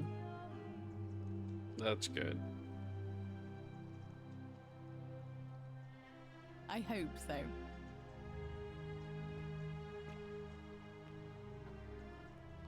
Hey. I take it you're the Oracle. Thanks for coming. Actually, I changed my name to Cynthia. I didn't want to be associated with Sentius after what happened. I'm not sure if you heard, but after you drove Pluto off, Proserpina emerged from the Great Temple. She knew right away what none of us had figured out about that psychopath. He'd been keeping my little sister locked up in the upper cistern all that time. But he's been dealt with. He's... you know what? The important thing is, we'll never see him again. Anything I want. I'm a woman of means in a vast new world. I can go wherever and do whatever I please. Of course, I mostly just stay in my villa and have my servant Alexa summon things for me, because it's just awful out there. Barbarians everywhere. He's still there, all alone. The last golden statue in the underworld. Trapped in a metal shell, slowly losing his mind until the end of time. Eternal torment. Just what he deserves, if you ask me.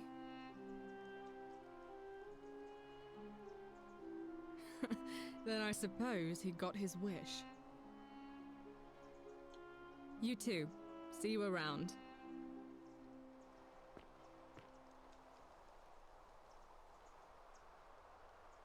Hi there, I'm Horatius. I understand we have you to thank for giving us a second chance at life, and reuniting Scintilla with us as well. So, thank you. I'm living up north and studying in the military academy in Modena. I'm going to be an officer one day. The world's changed a lot, but some things stay the same.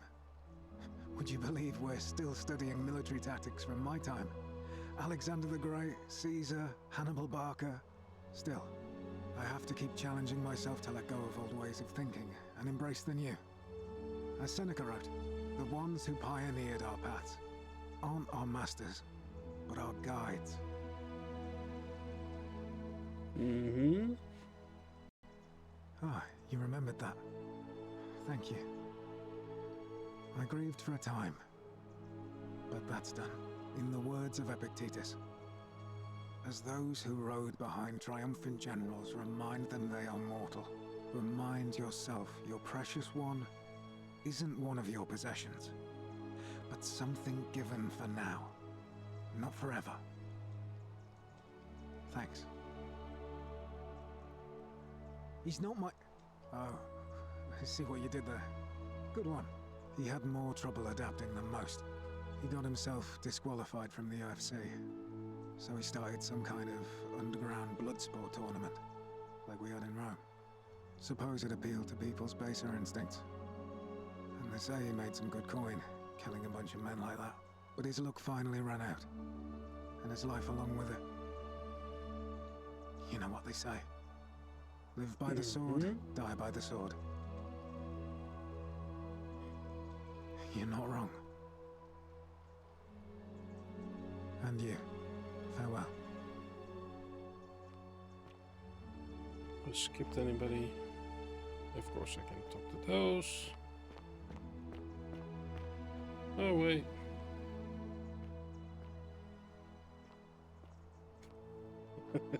Of course.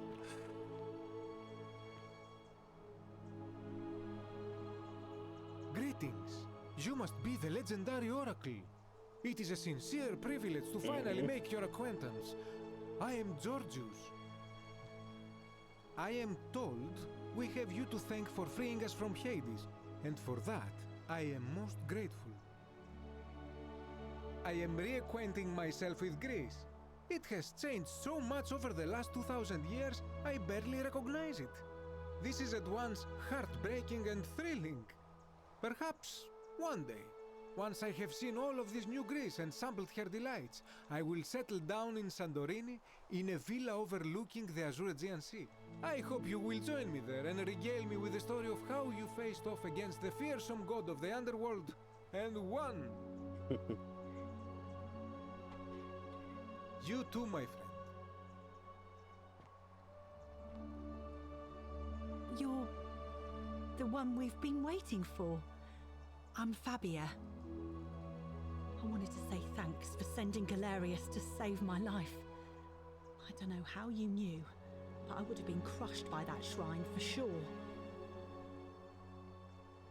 I'm just so happy to be here with you and everyone together again, even if it's just for one more night.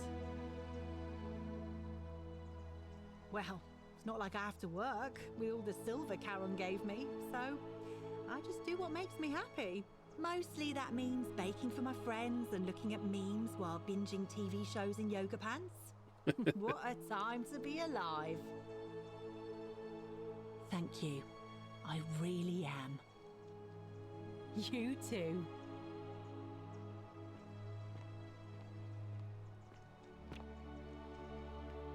Some soiree, innit?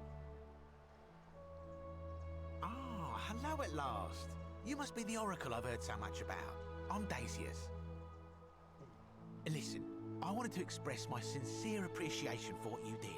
If it wasn't for you, I'd never been able to sell all those useless old relics I accumulated. Whatever you did in that temple made me a very wealthy man. Thank you. Most gracious of you. I took the money I made from selling my trinkets and started investing in the stock market. That's where the real money is now. In fact, I was hoping to ask your advice, you being the oracle and future seer and all that, on which stocks I should invest in next. I can't decide between fossil fuels, tobacco, gambling and arms. What would you recommend?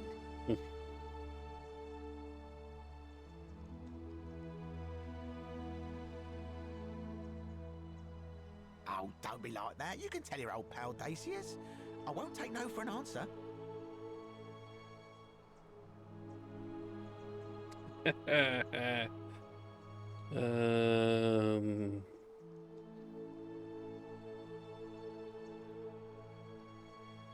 of course, yeah. I was just thinking the same thing. I'll go home and buy up as much stock as I can tonight. I'm gonna make a bloody fortune. Of course, don't let me keep you. Thanks again for the tips, my friend.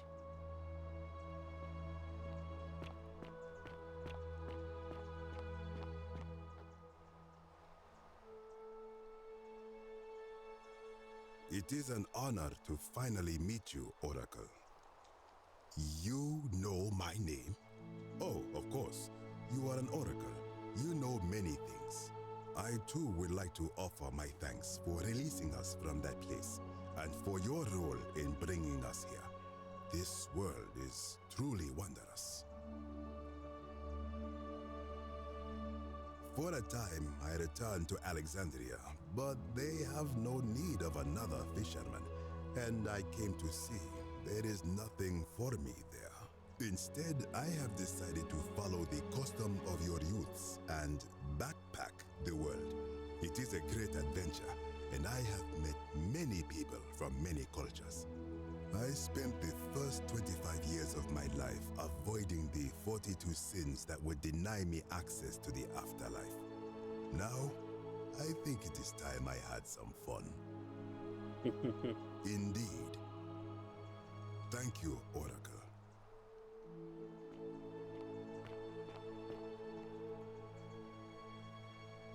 Hello there. Oh, I go by Gabriella now. I didn't want to be reminded of that monster Hi. every time I heard my own name. After you drove Pluto off, Proserpina came and released me, and that monster got what was coming to him. Don't worry, nobody did. I'm living with Ulpius on a little vineyard in Umbria. It's even more wonderful than I dreamed it would be. I'm so grateful to you for making sure he's still with us. If you're ever passing through the region, I hope you'll come and visit us. You can try some of our very own wine.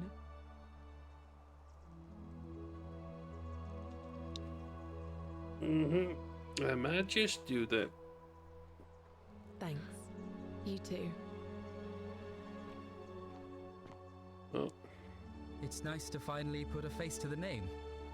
I'm Ulpius.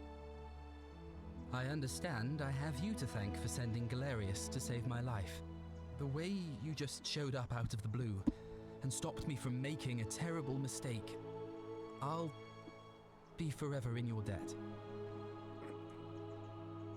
That's good. I'm living with Gabriella in Umbria. We finally bought the little vineyard we always dreamed of. It'll be a little while before we know what we're doing, but every day I look at her and this extraordinary new world with all its beauty, and I think, what if I'd given up hope and missed out on all of this? So we're living each day to the fullest. And we end them all the same way, sitting together on our terrace with a glass of our wine, which the locals say is almost drinkable now, and watching the sunset over the rolling hillside. And I couldn't be happier. Oh. Thank you. I wouldn't be here without you. You too. Virgil.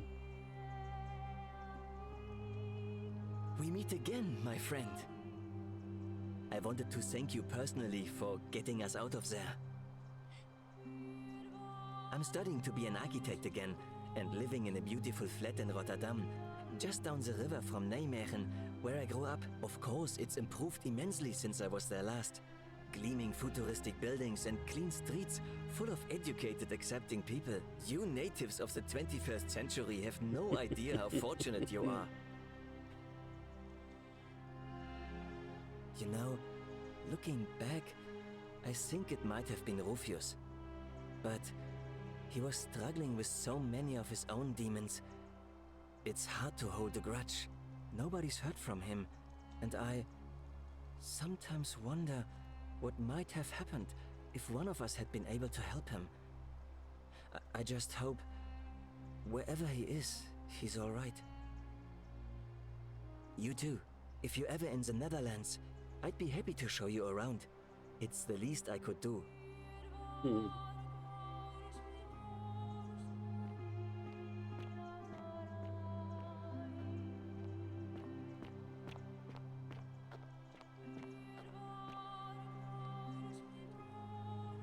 Greetings.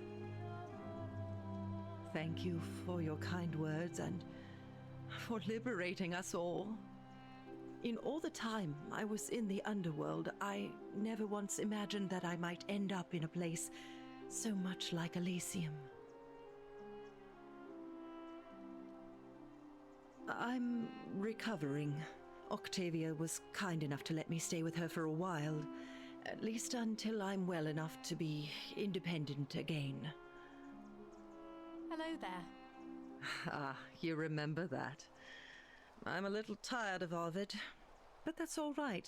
I have 2,000 years worth of poetry to catch up on now.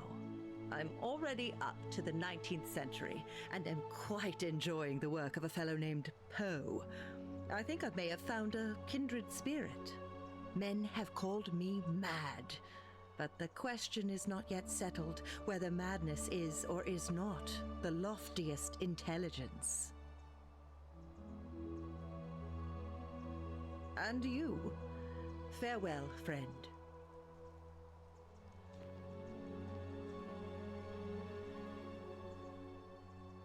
Oh, hello. It's lovely to meet you. I've heard so much about you. I'm thankful that you're here. I was sure the person who drove off the last pagan god would have more important things to do than visit the likes of us. But thank you for coming and for saving our lives. What you did was extraordinary, and I'll never forget it. I'm living in Rome again, in a charming little flat by the Tiber, not far from my old place. Oh, and I'm training to be a crisis counselor. After you sent Galerius to persuade Ulpius not to take his own life, I was inspired. I just want to spend the rest of my life helping people, like you helped him. Thank you. That means a lot. And you.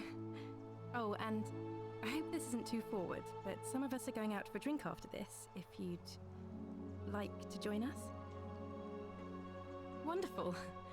I'll see you soon.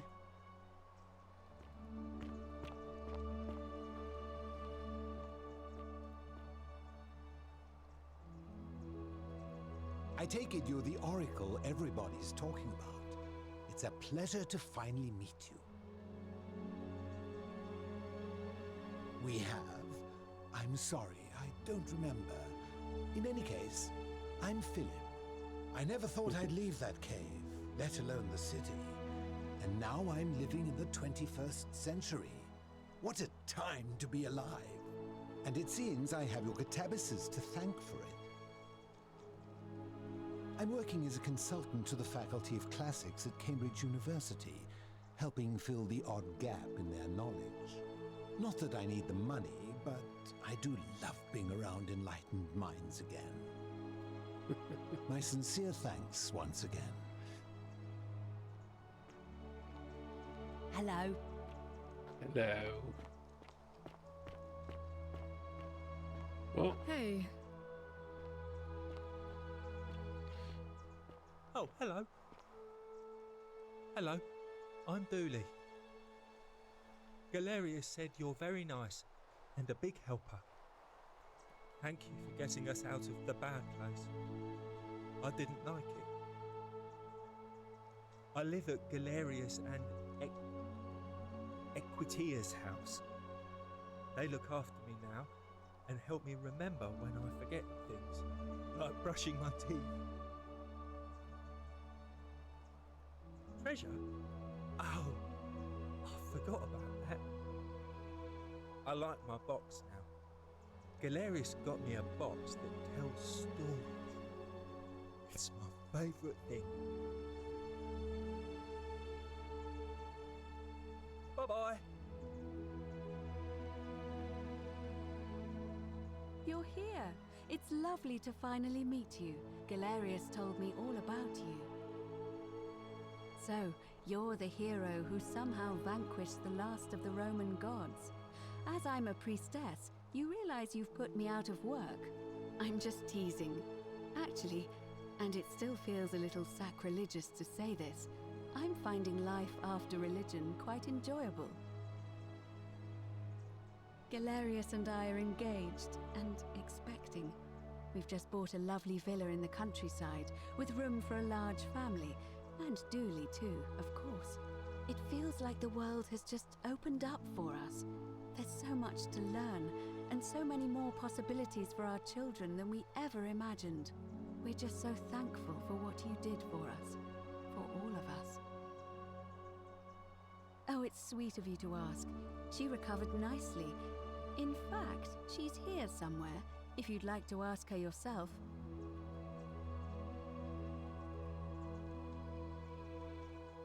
See you at the wedding, I hope.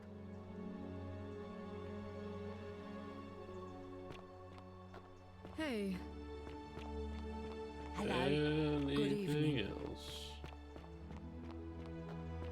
Oh.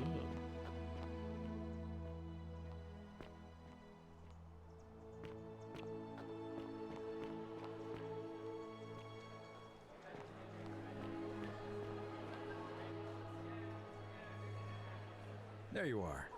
I hope you enjoyed that. Now, there's one more person I wanted to introduce you to. I think you know her. Sorry if I frightened you. Just a little joke I've been saving for a long, long time. Allow me to introduce myself properly. I am Proserpina, former goddess of the cycle of life and renewal, and now a regular mortal. I wanted to meet you in person, and thank you for freeing all these people, and me. I hate to think what would have happened to us without your intervention. Indeed. Suffice it to say that while Pluto was controlling the eyes and ears of each golden statue, I was able to control their tongues and whisper to you when he was distracted. I am sorry my messages were so cryptic. There were only ever brief windows in which I could speak to you without being detected.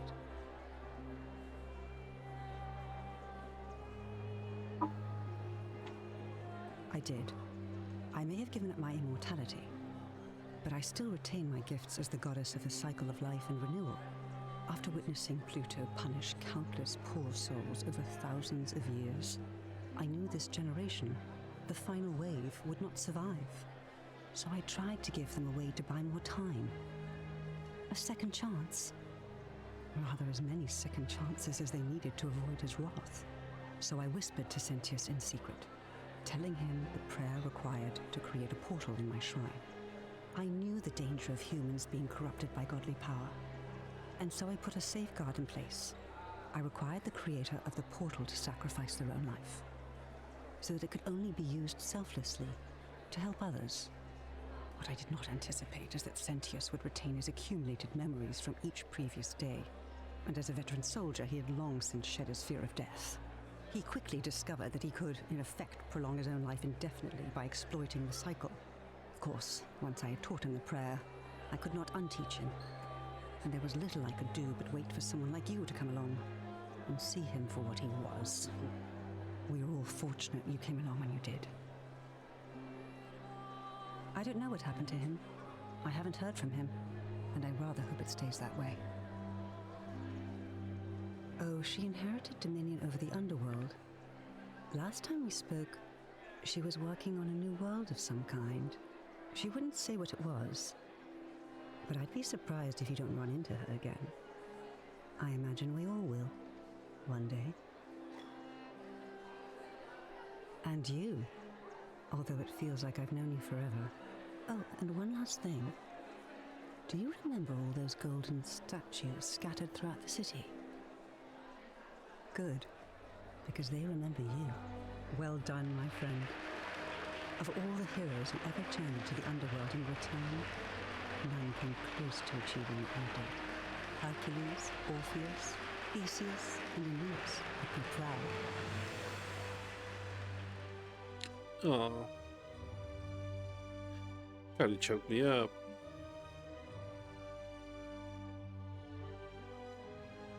Well, that was the best ending that we could have.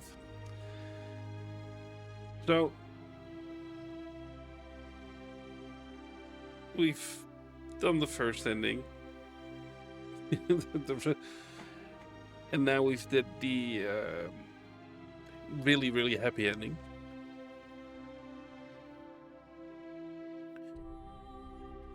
But there are 2 more endings to explore. We might do that next week.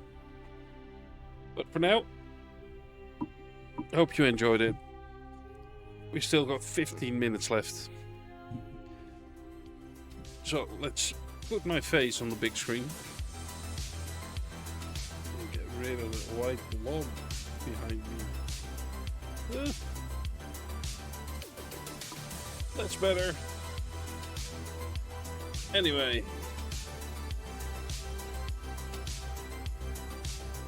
This game has been a ride. And I really love it. And I really want to explore the way of the game further. Because I am curious about ending 2 and 3. However, not today. Maybe we can do it, as I said, we can do this next week. I'm guessing this is the longest ending. I do not think I don't think the other endings would take us long. But we'll have to see. For now,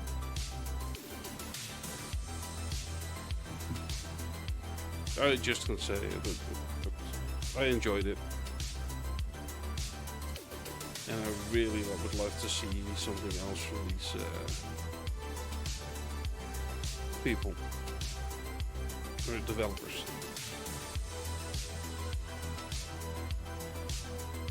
And also, we need to start figuring out what we play next week. So we could do a bit more action directed, or we could do a bit of a platform. It's basically what we want to do. I am really curious about the game that's in early access right now. It's called Hightail. It's a bit of a Minecraft clone. And a lot of people seem to be really, really interested. On the other hand, I've still got a lot of games